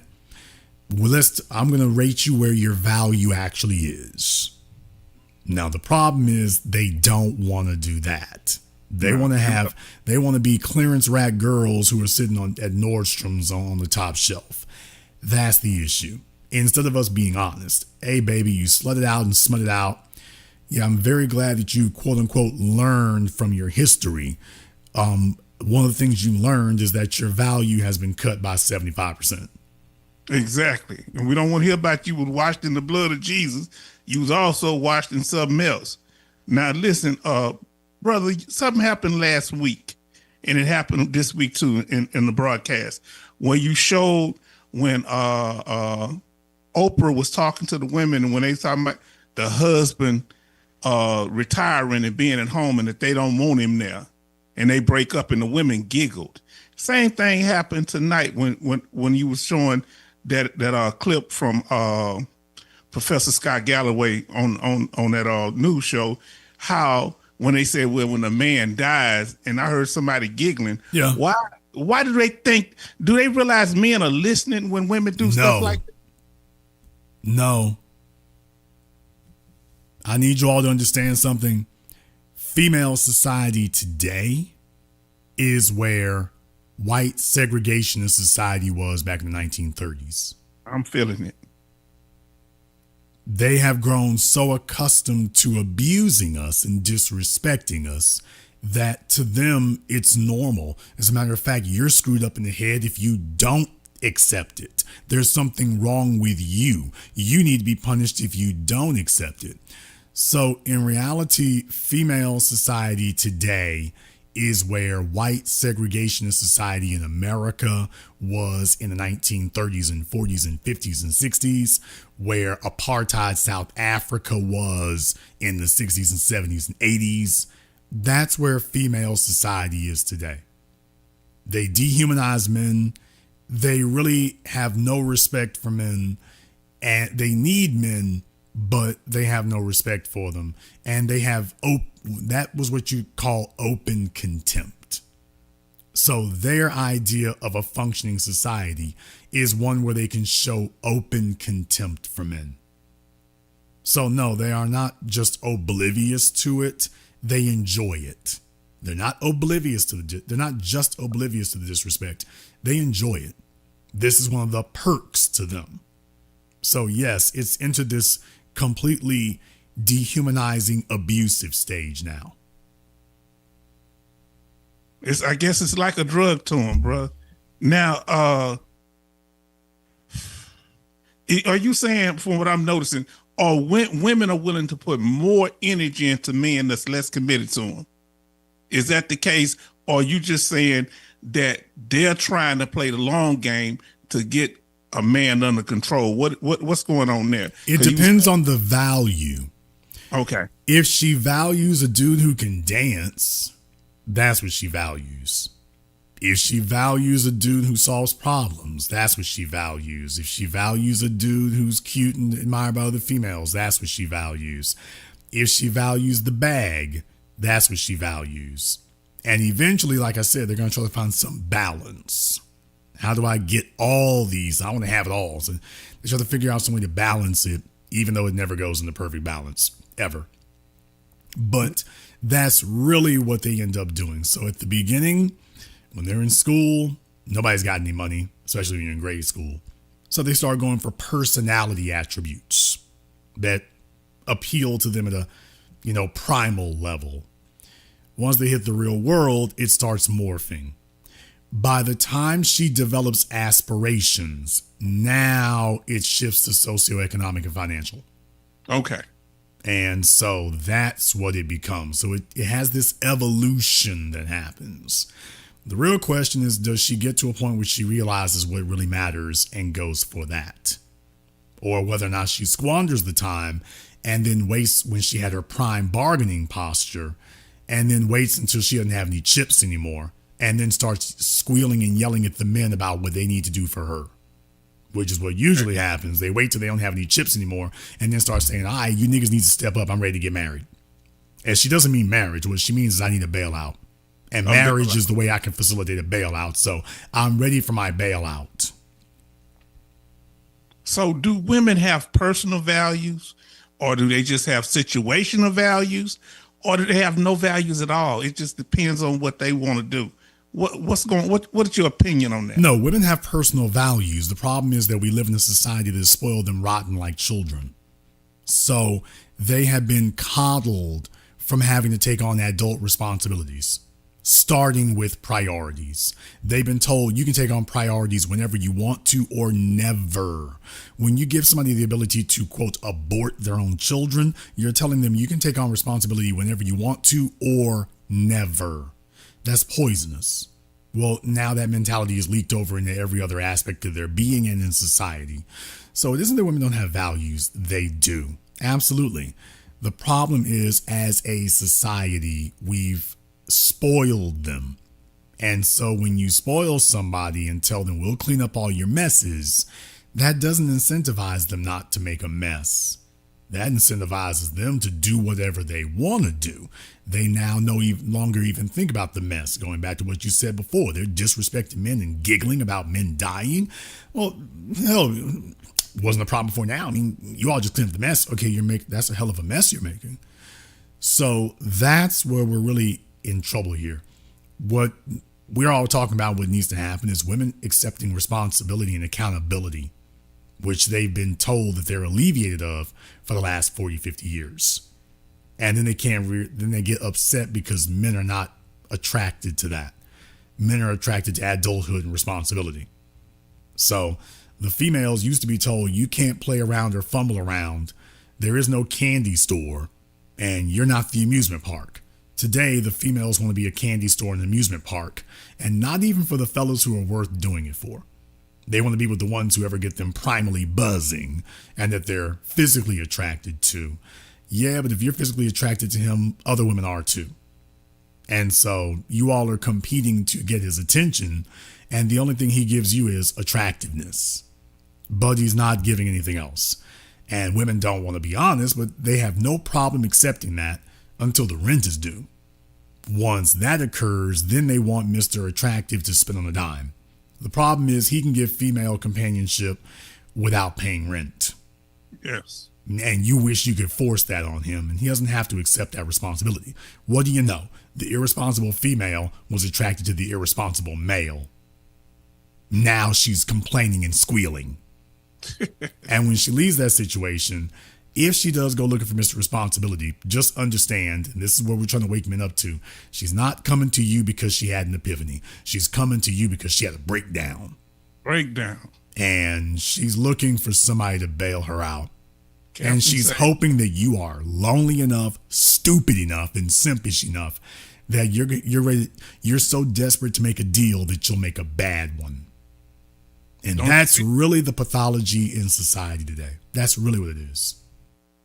Young men, don't be listening to these women war stories. Don't be listening to them, because you ain't going to be dealing with the dudes that she say mistreated her. You're going to be dealing with her. Let me ask you this, Jason. Does a woman lose her value outside of her prime when she's outside of her prime? I mean, it's depreciating.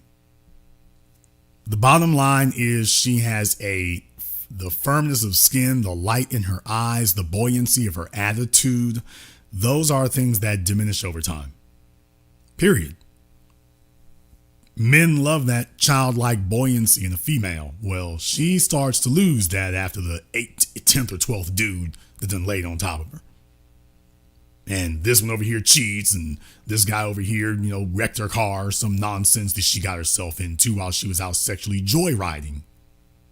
So, yes, when a female is in her prime, what we're really saying is you got that new car smell. You don't have all the road miles and the nicks and the dents and the dings, and we haven't had to change out the tie rods. It's still got that new car smell, that new car feel, that new car ride. In other words, it hasn't been dogged out and run through by a bunch of other people. So that's a female in her prime. Okay. You got her before she's got a bunch of knocks and scrapes and screens and scrapes on her. You've gotten her about as close to mint condition as you can. That's what we mean by prime. Mint condition. The longer she's out here in the world, the less mint she will be. Now she's just used. So you never got to see what she was like before a bunch of dudes slept the light out of her eyes, or before the attitude set in, or just because the bottom line is things change from the age of 20 to 30 to 20 to 25, 25 to 30. So you don't get any of that benefit. You get none of it. None. All you get is the female after other men have had their way with her. That's what you get.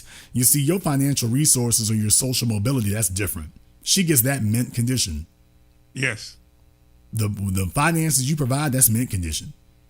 The life you provide, that's mint condition. She gets everything new car smell. You're not going to get that from her. Certainly not in her 30s or 40s. You don't get that. And there's nothing wrong with dealing with a woman a little naive. If they ain't been out there run through, you got to know how to shape her to what you want her to be.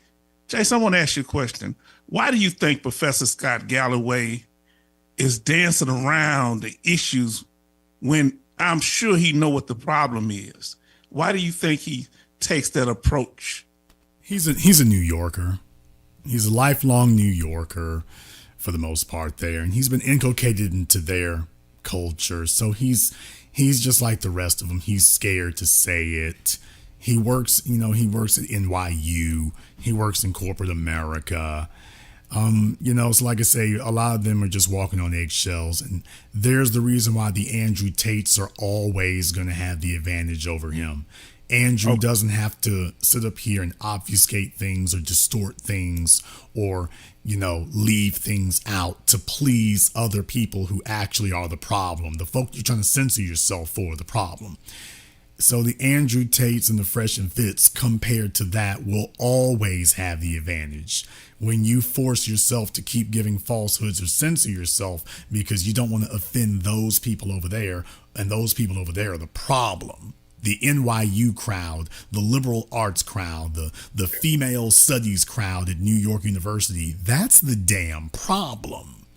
But if you're not allowed to say that they are the problem, if you have to say that, they haven't done any problem, society's better for them. Society's better because they've been here.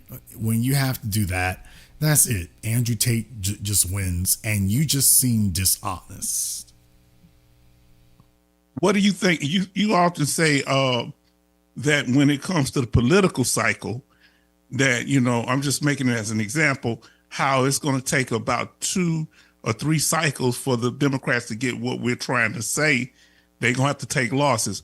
What is it going to take for women to get to the point?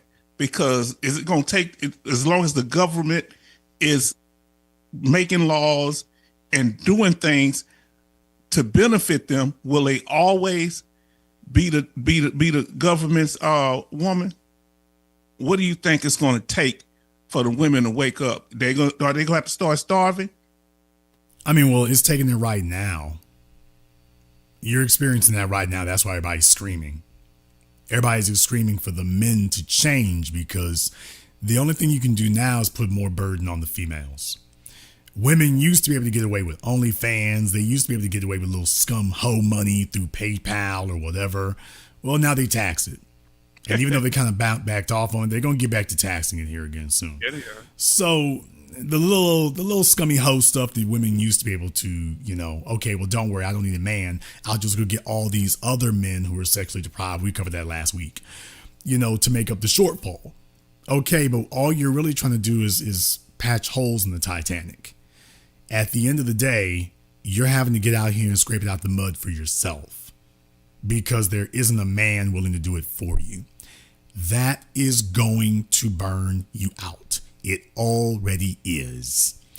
The reason why I go over the prices of some of these things is I want y'all to understand something. When I told you about 4 years ago how the MSRP for the Mercedes G-Wagon, the G550, was $120,000. Well, the Cadillac Escalade was $100,000, was $90,000, and it was $100,000. And then when they came out with the current generation, General Motors bumped it up to $120,000. Ford and the Escalade Navigator bumped it up to $120,000.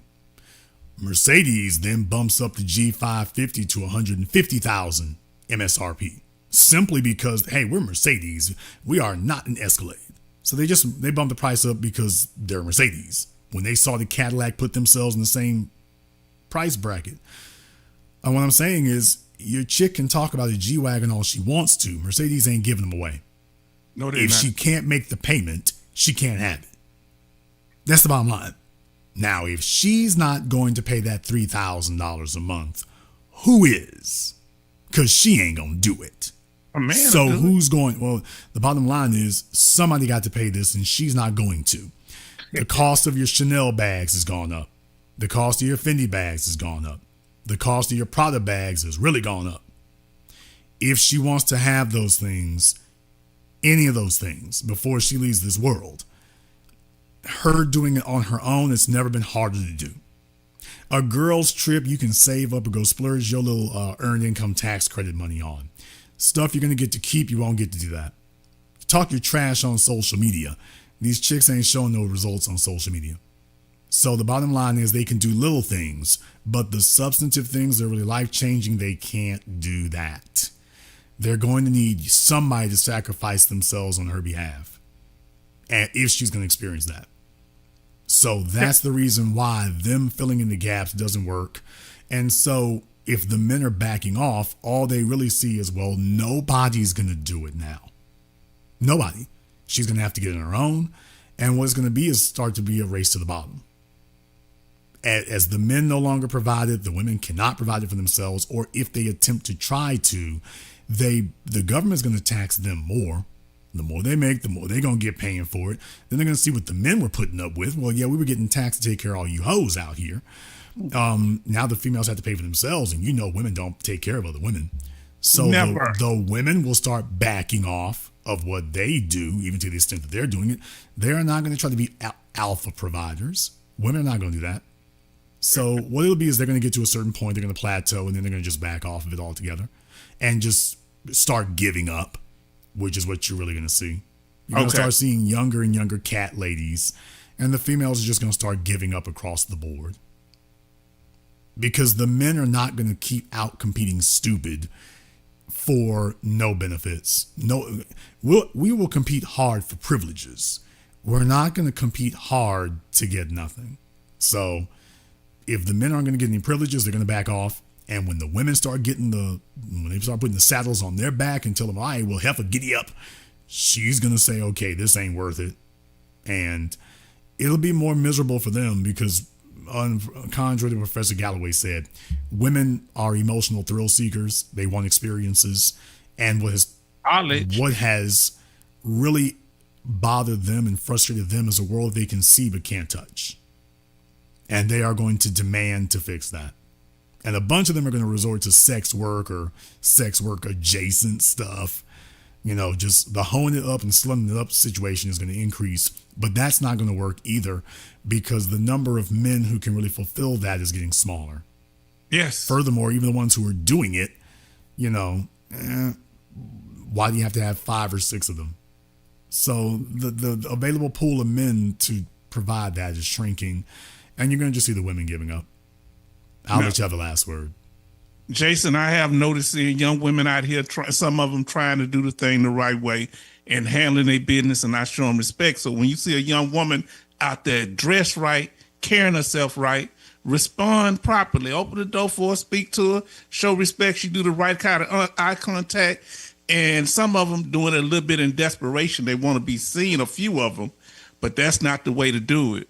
But Jason, but they get snapped off the market immediately. So it's not like they have a problem. Those females have no problem.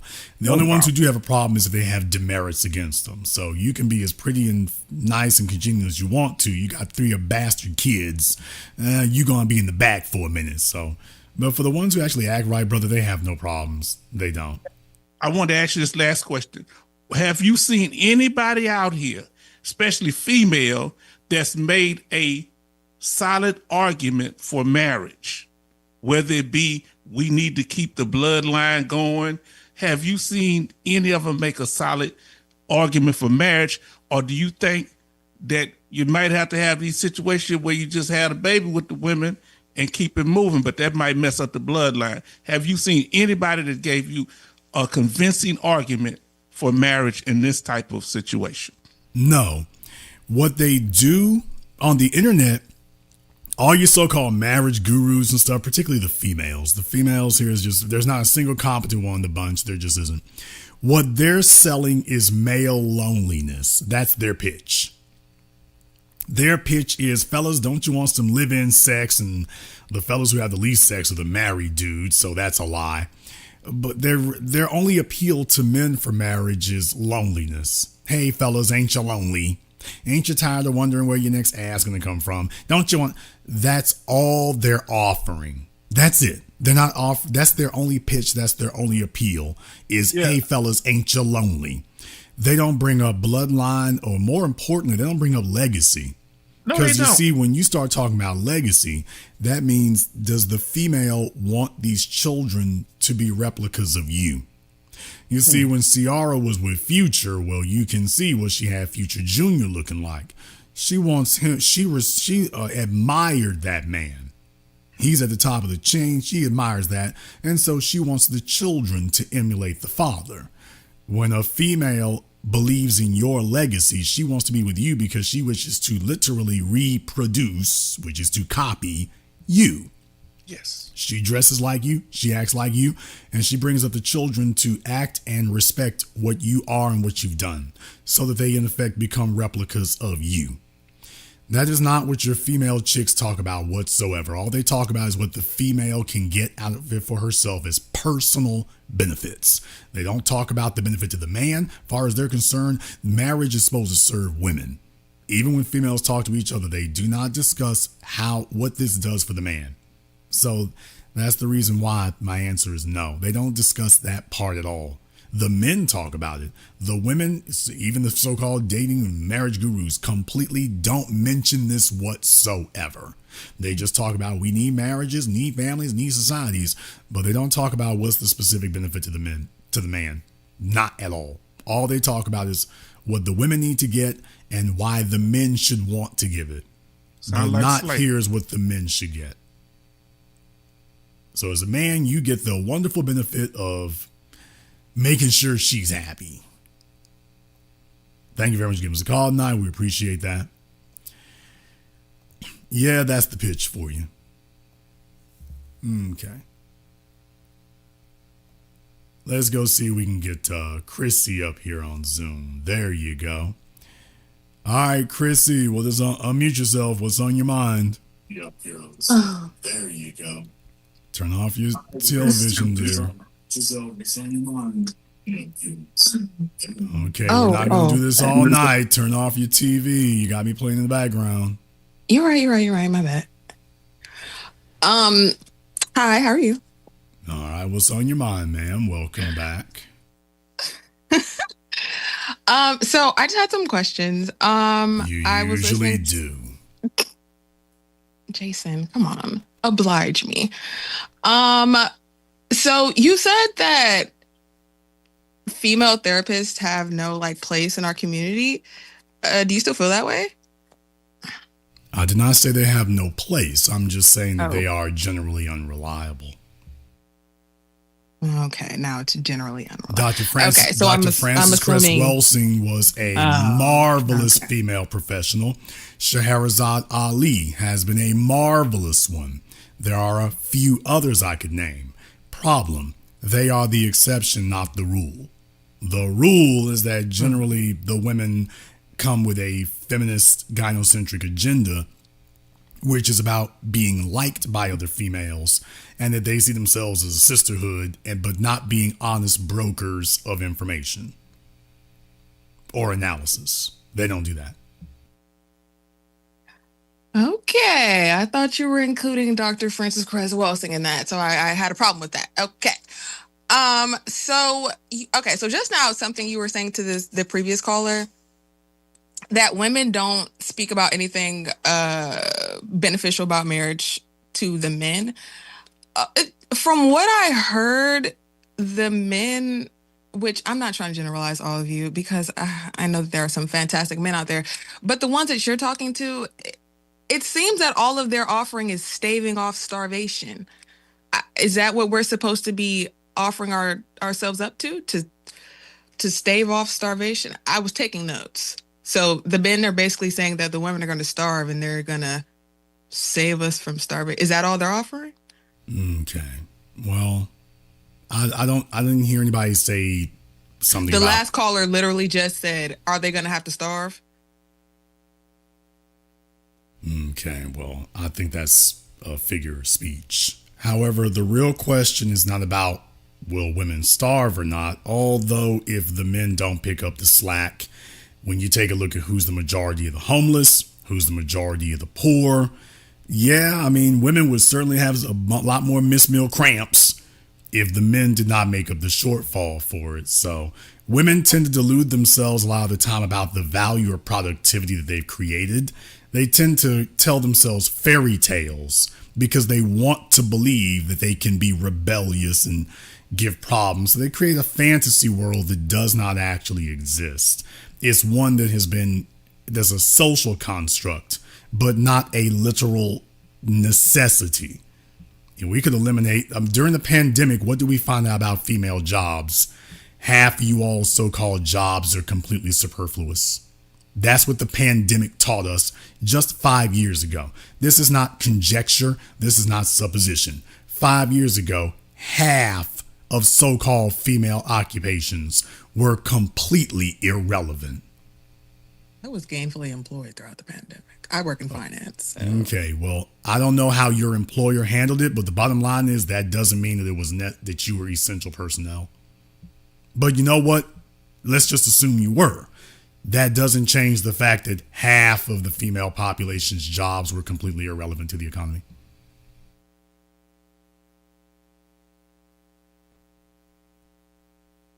And I'm not going to discount. Ma'am, this is my opinion. This is not my opinion. The pandemic data has been around for years. So, nope.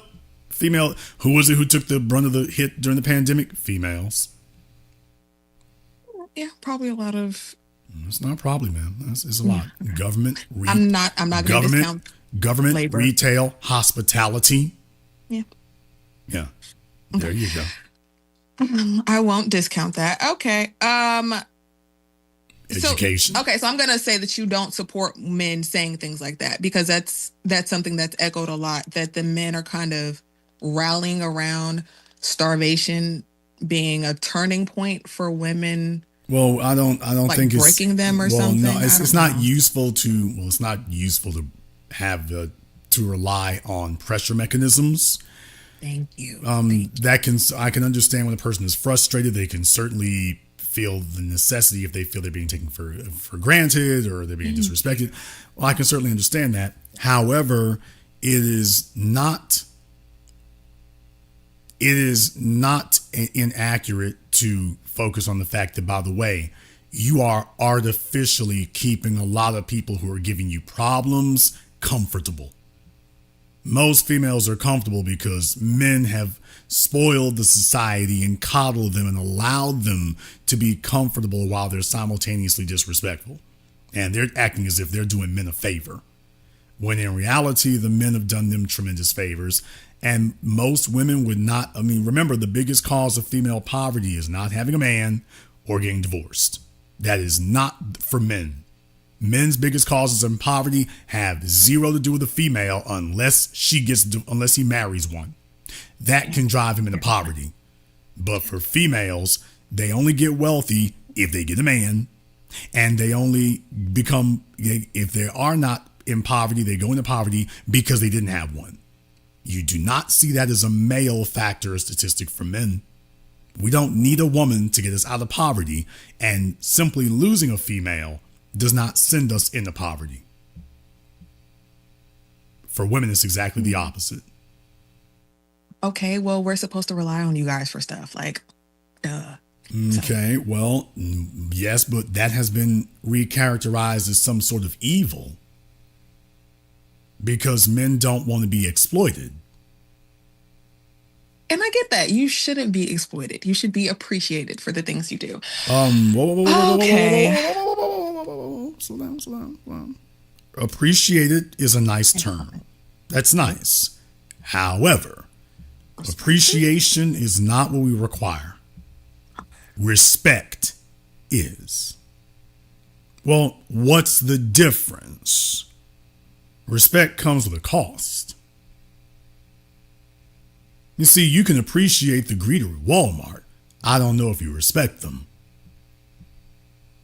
And I'm sure, I don't know if you have any biological children. I keep forgetting if you did that or not, but I'm sure you got young kids somewhere, nieces, nephews, if you don't have any biological children of your own. And what's the first thing that you figure out with children? Being liked is, okay, she's got a dog, so all right, does not count. But in any case, being liked by children, that's cool. But as parents, we don't want to be liked by our kids, or at least that's cool if we're liked by them. That's optional. We must be respected. We must be. Being liked is optional. Respect is mandatory. And as men, we are not getting nearly the level of respect for somebody who's expected to stand in front of bullets.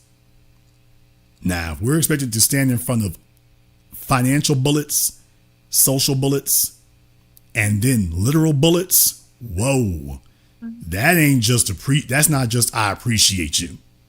And what I'm saying is that when Professor Scott Galloway can sit up here and tell us that women live longer or happier when they're widows, okay, that's not just a lack of respect, that's contempt. Okay. At that point right there, it's like, okay, if y'all been eating off of us literally, yeah, it's time for some folks to start showing some ribs around here because we risk too much and it costs us too much for this to be the situation we're living under. No. Okay, so like the we don't need men type of thing, that's disrespectful. I don't say stuff like that. That's okay, but practically no one says it. The problem we have is what they're doing. So they are communicating that very clearly. They don't have to say it. Look at what they're doing. Okay. So what would that look like then? I guess, oh God, I hate to even say this. Proper behavior. Appropriate. That's better. What would the appropriate behavior look like? Okay, well, first of all, water seeks its own level. The problem is that we have a bunch of females who are strong sixes demanding the company of men who are straight tens. And when it's very clear, baby, you're a 6, the problem is that 80% of the female population is boycotting where they actually belong. And all of them are dogpiling the top 10%. So the top 10% of men are spoiled for choice. They're spoiled for females. They're not alone unless they want to be. And then the females have effectively boycotted the other 80% of the men. This is problematic because the reality is if you are a $50,000 a year female, you need to be with a $50,000 a year dude, and you need to treat him like $1 million man, and hopefully eventually he'll get to 80 or 90,000 a year. Now, that's okay, that's how it works. That is reasonable and rational. You're a female who brings $50,000 worth of femininity. You need to get with a dude who's cool with that 50,000 of femininity. He's not looking for $1 million. He's looking for, okay, he'll settle for a 50, and then you treat him like you would Mr. $1 million. And see if you can get him to value you. He's like, let me do a little bit extra here and get this 50 up to 70 or 80. Because you treated him like $1 million. The problem is you all want to get with a fellow who's $1 million in value and give him 100,000, So the bottom line is that's where the argument is today. That's the problem. All of you tell yourselves that you're supposed to be with Mr. Top 10% $1 million. All of you. ALL. Can't hold a conversation with a forklift. If he puts you in front of any of his friends at his level, you're not fit there. You don't belong there. You can't talk to them. You can't talk to any of their women in the upper crust. You don't belong there. You can't socialize or converse with any of them, but you want it because, I want a G-Wagon. Okay, but you're not a G-Wagon female. You are a Toyota Corolla. That's where you're supposed to be. If you were on that higher level, you would both match. So the problem is all of you want the same guy. The bottom line is that's not where number one, is not where you actually belong. And number two, where you do actually belong, you don't want to invest over there because you think you deserve way better than that. Because my pastor told me so, and my mama, my slutty ass mama told me so, and TD Jakes told me so. And it's only after you've been slutted out for 2 or 3 decades and realize that, none of them dudes really did anything. None of them ever took you up on your offer. Then you all are aged out. Now you're ready to give up. Okay, by then it's too late, which is where we are today. We're not on our way to too late. We're there now. The word has gotten out. The culture is having a full-blown knockdown, drag-out debate about it. This is no longer under the covers or behind the couch anymore. This is out in the middle of the floor, out in the middle of the street. Everybody knows. So basically, you got a bunch of females scrambling to maintain the social order the way it's screwed up been for the last 5 decades. The women are still trying to maintain that. And the men are saying, we're done with it. So if the females don't want to have to deal with that, first and foremost, you have to be honest with yourself where you are and what you really qualify for. You got to be honest with that. Now, if you want to be Mr. Top 10% side chick, okay. If that's where you, I'm just saying, if that's where you actually belong, you're like, look, Jason, I am not going to give up on resting these butt cheeks in a Bentley. Okay. Well, all right. Well, then there might be a 7-figure nigga who'll make a lane for you. In that case, that's where you're going to be at. You can be his companion, and you're probably never going to be a wife unless this nigga starts doing drugs. But he's not going to marry you. But if you're okay being a companion, you're like, look, Jason, I would rather be the side chick to a winner than the wife to a 4th placer. If you just like, hey, that's me. I'd rather be the side chick to a winner than to be the wife to Mr. 4th place. All right. Okay, but then all I'm saying is this is adulthood. Adulthood is being honest. Because you see, we require this of men. If a man don't make the money, he got to be brutally busted in his face so his face is cracked open, honest about where he is. They don't care if they shatter your skull. As a man, you got to suck that up. Okay, we don't ever tell the females this. We tell them, okay, you can keep going until you become old and elderly and stupid, until it makes no sense. It's embarrassing. We got 50-year-old females and 60-year-old females out here trying to show cleavage.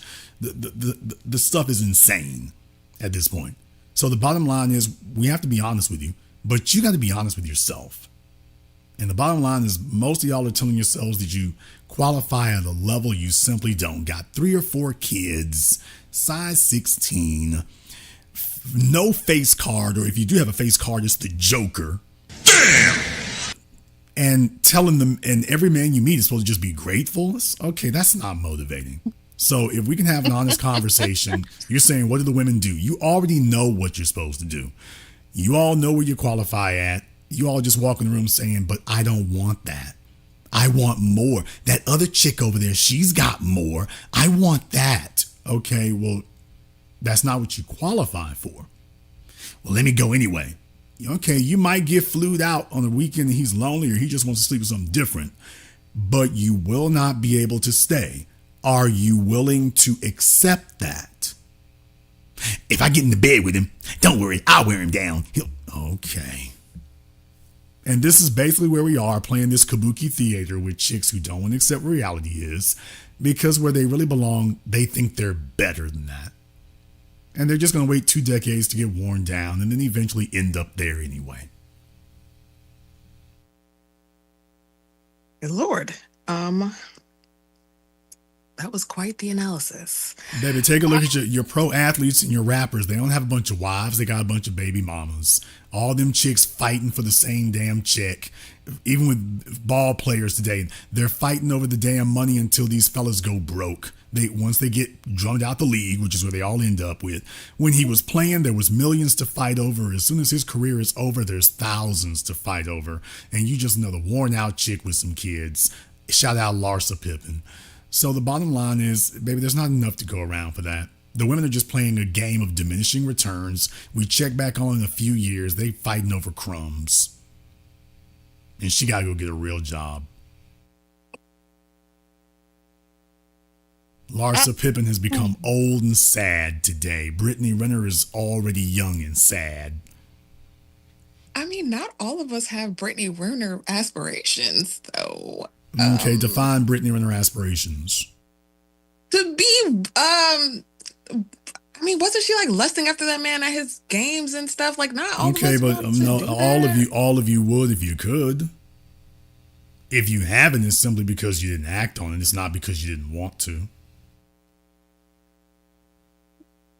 Honestly, yeah, there you go. Yeah, there you go. All right. I'd rather associate with an agent. Like, I wouldn't even want to be involved. Okay, I would rather associate with an agent, but you would not turn down a player. I probably would, to be honest. No, you would not. I probably would. It's too much drama. You wouldn't. Actually, a basketball player did try to talk to me once. It's too much. Oh, please. Bro, I live in DC. There are nigga, what? You run into people all the time here. What do you? Oh, please. Okay, baby, stop. Just quit. You might have run into. You might, if you ran into him, that's because you bumped into him on the sidewalk. He was not howling. That third stringer for the Bullets. I understand for the Wizards. That third stringer, I get it. Look, the bottom line is, if you had that option, you would not turn that down, because you're going to have access to experiences, locales, avenues that you literally could never get anywhere else. Females. Yeah, I wouldn't sleep with them though. Okay, but the bottom line is you would not turn down his company. Okay, well, that's different than sleeping with them. So okay, you'll get to it. Okay, the bottom line is you're not going to turn his company down. Now, there are a bunch of fellas out there that you would flat turn down an opportunity to spend their company. The fellow who's the barista at Starbucks, the fellow who works the counter at AutoZone, yeah, you would just flatly turn them down. Those are perfectly respectable jobs. Okay, I did not ask if they're respectable. If they wanted to spend time with you, you would flat turn them down. There's not a single NBA player that you would flat turn down. Not if he was trying to sleep with me. Okay, the bottom line is you would not turn him down. Not a single one. Now, all this gaslighting and virtue signaling you trying to pull ain't fooling nobody. You would not turn down a single one of them, but there are a bunch of working class dudes that you would not give the time of day simply because you don't see where there's a quote, there's a future based on what he does. Okay, thank you. As I should. I should move strategically. Well, you know what? I think that's an interesting perspective to have, although I will simply say one thing. If you want a man, for example, and even if he's at the lowest rung in the NBA, he's making $1 million a year. So the question would be, ma'am, if people were to take a look at you standing next to a man, would they see an NBA, would they look at you and figure she got to be dating an NBA player? Or would they look at you and say, she's dating the dude who works down at Kroger's?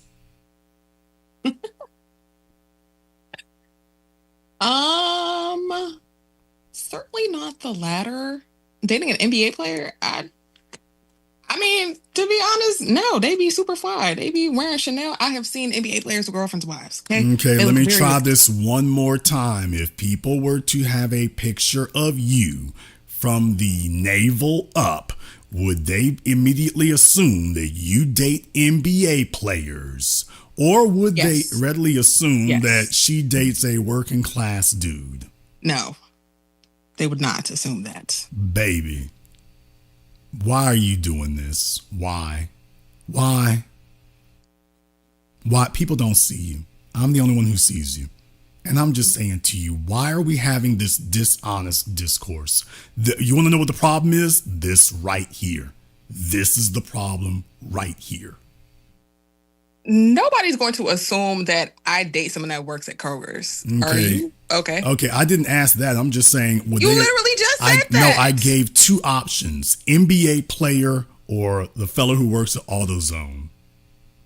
No one would look at me and assume I date someone that works at AutoZone. You said that people would. You said that they would look at you, and of course they would think that you date an NBA player.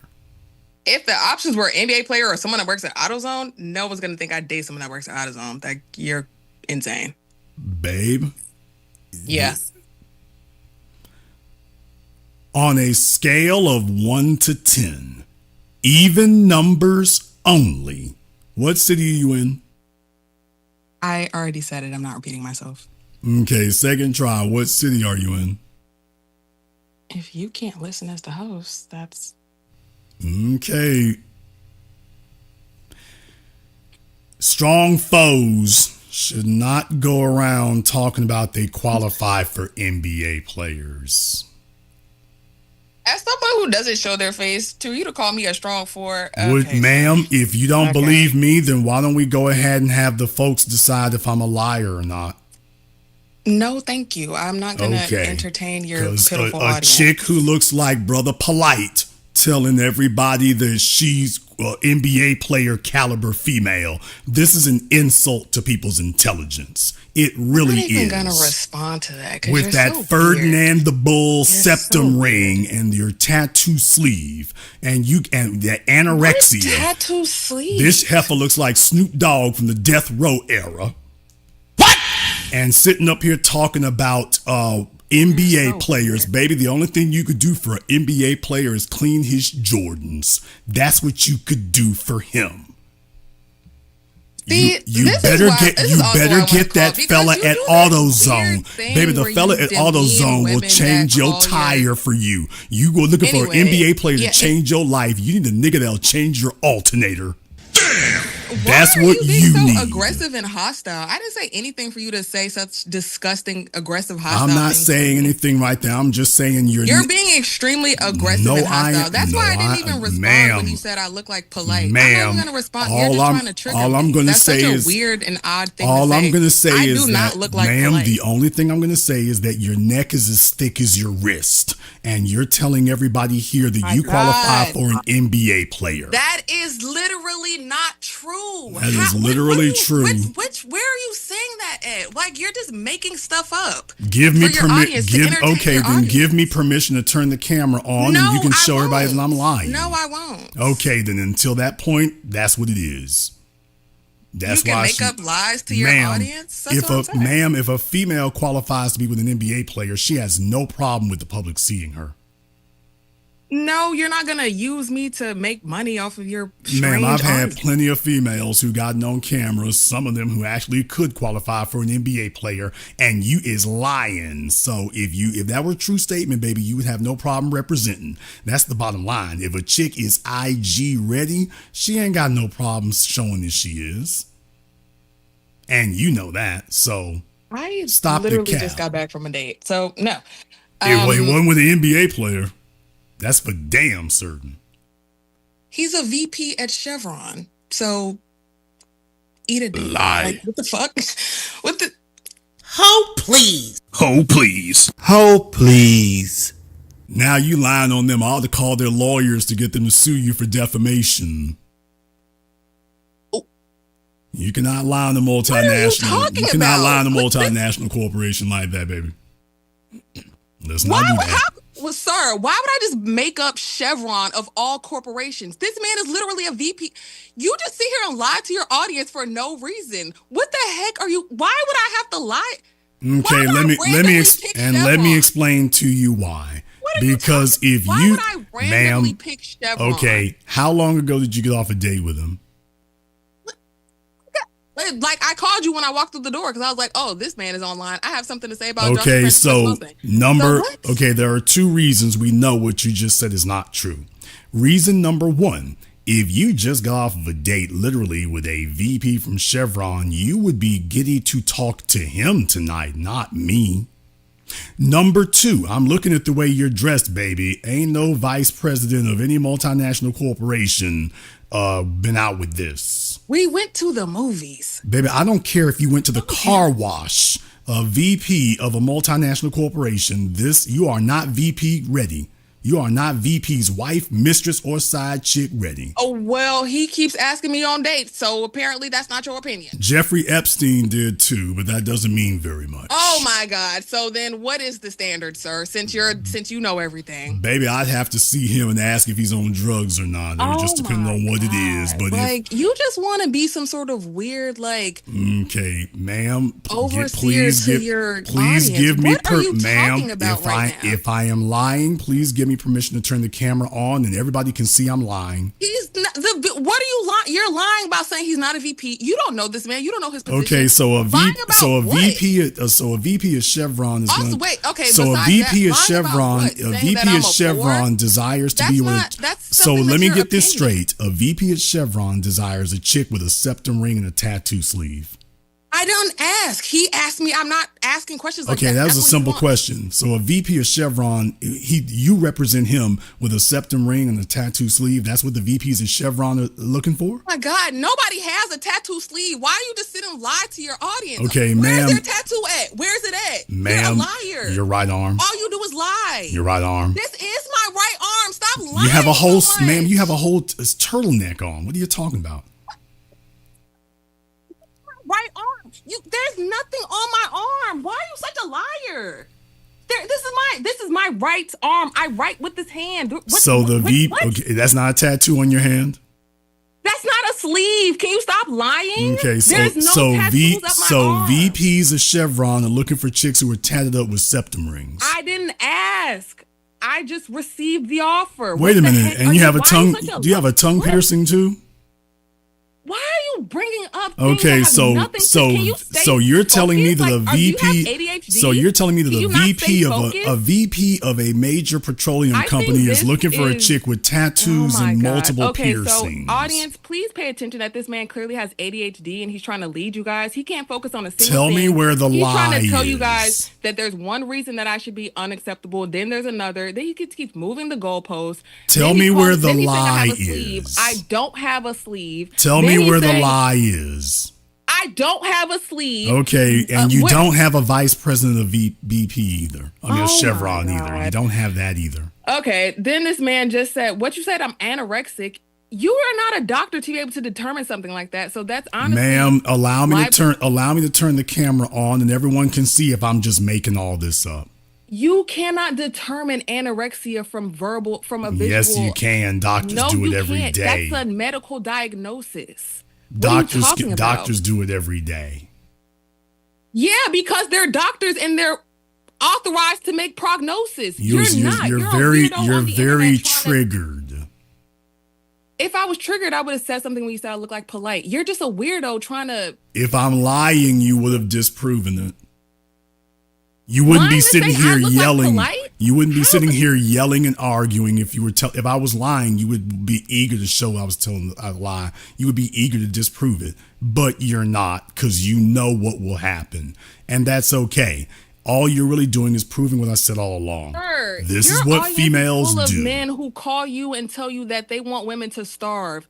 Why would I care what they say about me? Are you okay? Your last caller said the women are gonna have to starve so they can. How's your face card? Sir, do you have ADHD? Okay, second try. How's your face card? What does that even mean? Because if you're going to try to say that you qualify for NBA players and vice presidents of corporations, how is your face card? NBA players and vice presidents of corporations don't hang with females who ain't got a face card. Because you would know, right? Yes, I would know. Sir, first of all, the Buster. Unlike you, I have public substantiation of the athletes that I know. Unlike you, sir, you probably I don't have to make it up. You probably know some busters in the league. Okay, that's it. You probably know some busters. I can actually show mine. Can you show one of yours? You can show a buster on the screen right now. Can you show a buster that you can actually prove that you know? No, I don't know anybody in the league. Oh, okay. When did I say I did? Okay, I do. When did I say I did? You claim that you bumped into an NBA player, and I'm telling you you're lying. I said this was several years ago. Okay, baby, this was several lifetimes ago. No, you don't know any of them. So I can actually substantiate mine. That's what happens when you don't have to lie. I can actually substantiate mine. What did I lie about? We don't talk like that. What are you talking about? Baby, no disrespect. You're not the kind of chick that ballers or VPs hang with. You're not that kind. This is a fraudulent conversation to have because you're not that kind. That's it. And this is emblematic of the problem with female society. You are not isolated. You are one among many. What are you talking about? I went out with a partner at a firm like 2 months ago. Okay, your fantasy life has gotten old, and I don't have to indulge in it with you. Loser on the internet who wants women to starve so that they can learn their lesson. Okay. You're a joke. You're lying. I'll pay you $25 to turn the camera on. You're lying. I don't need $25. What the Okay, hell? you're lying. I'll pay you $50 to turn the camera on. What am I lying about? You keep saying I'm lying. You're a strong 4. You are a 4. How am I lying? You said that. I didn't say that. You are a 4 who could not pull an NBA player or the water boy at the game, much less a VP of Chevron. I will prove it. Let me turn the camera on. You just said that my man would work at AutoZone. So which one is it, the water boy or the man at AutoZone? Like which one? The fella at AutoZone can moonlight as the water boy. I can prove it if you let me turn the camera on and I'll prove it. Let me turn the camera on and I'll prove it. Why wouldn't a person working at AutoZone just be a mechanic? Okay, I'll pay you $75. You're lying. Yeah, you had to up the price because you see how stupid you sound. Let me turn the camera on. No. I'll pay you $100. Let me turn the camera on. Sir, I'm not poor. I don't need your $100. My God. Well, I will just let that speak for itself. Thank you, Brother Polite. Ma'am. Yeah, y'all. Remember them dime chicks. Those dime females. I know ball players and the VP of Chevron is the very poet Chevron. Yeah, if you want to know what the problem is with the female population today, that right there. There was a strong foe on my phone.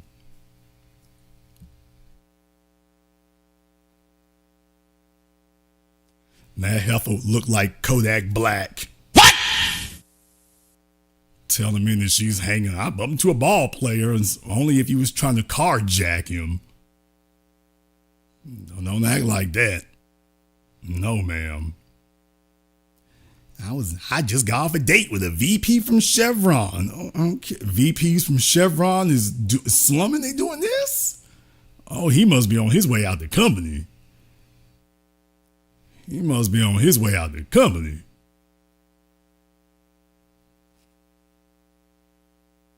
Can't be.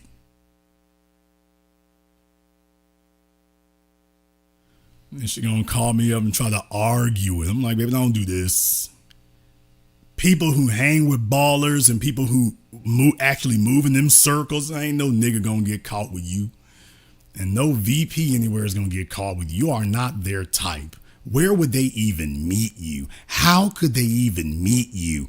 What the hell were the other options if they took you? Damn!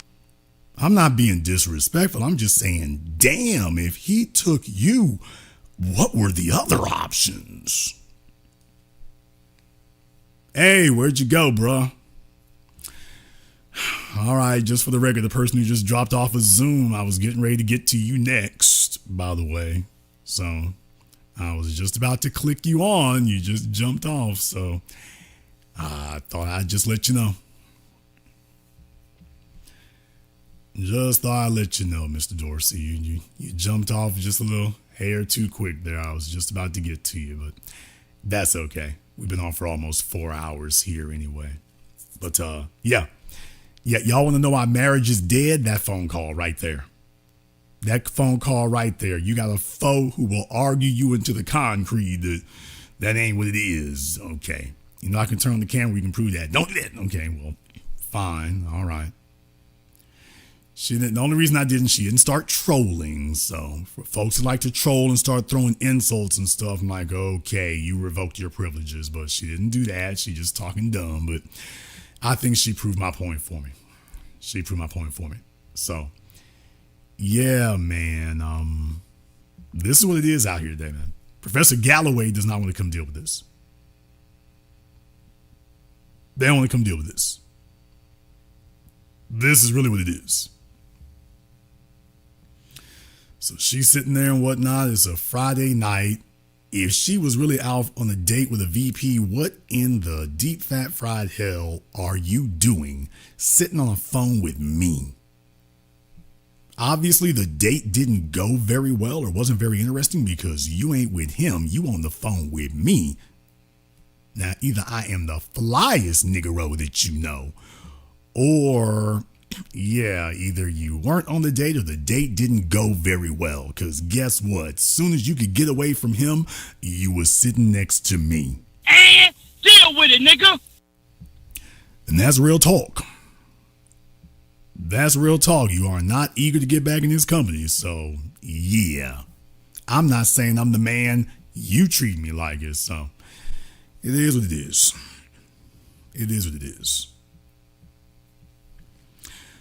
And here's the thing right there. When she did start talking about the kind of man that she wants to be with or fraudulently claims she's with, she didn't pick one commensurate with her level of femininity.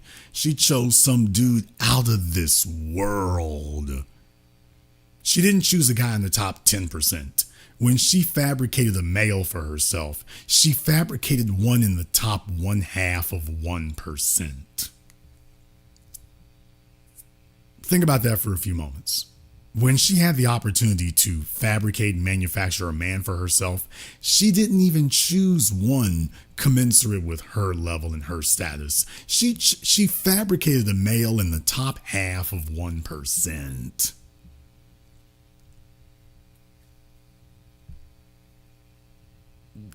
Is that in any way equivalent to where she actually ranks at?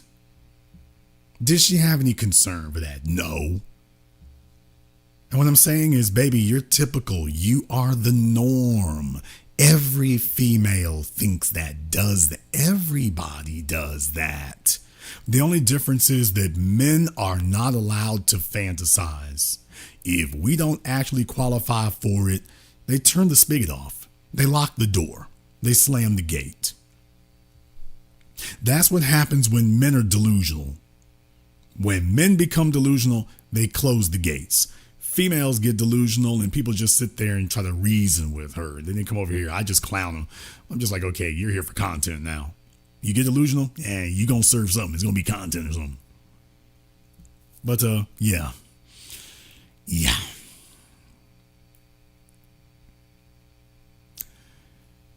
So now you all understand what really happened. How do you fix it? I mean, at this point right now, they're going to have to just be enough females who keep walking out there and just, it don't happen. It doesn't happen. It doesn't happen. And eventually, like I say, they're going to get old enough, they get worn down. That fella at AutoZone is going to start looking better and better every year. Yeah, they're talking trash now, but the fellow who works down in Advance, the fellow who works at Petco, The one who works at Panera Bread, he's going to start looking better each year. Every time she goes down there, he's going to start looking better and better. The problem is only like 2% better a year, so it's going to take about 20 years before she actually decides to break down for that. Give up her vice presidential fantasies. It'll take time to do that. But they'll get there. Now, whether the guy at AutoZone is still waiting for you, that's another matter. I don't know. I don't know if he's actually still going to be waiting for you when you finally break down and decide you're going to go. He might want something else. Something younger. Something less Kodak Blackish looking. What? A number of things could happen.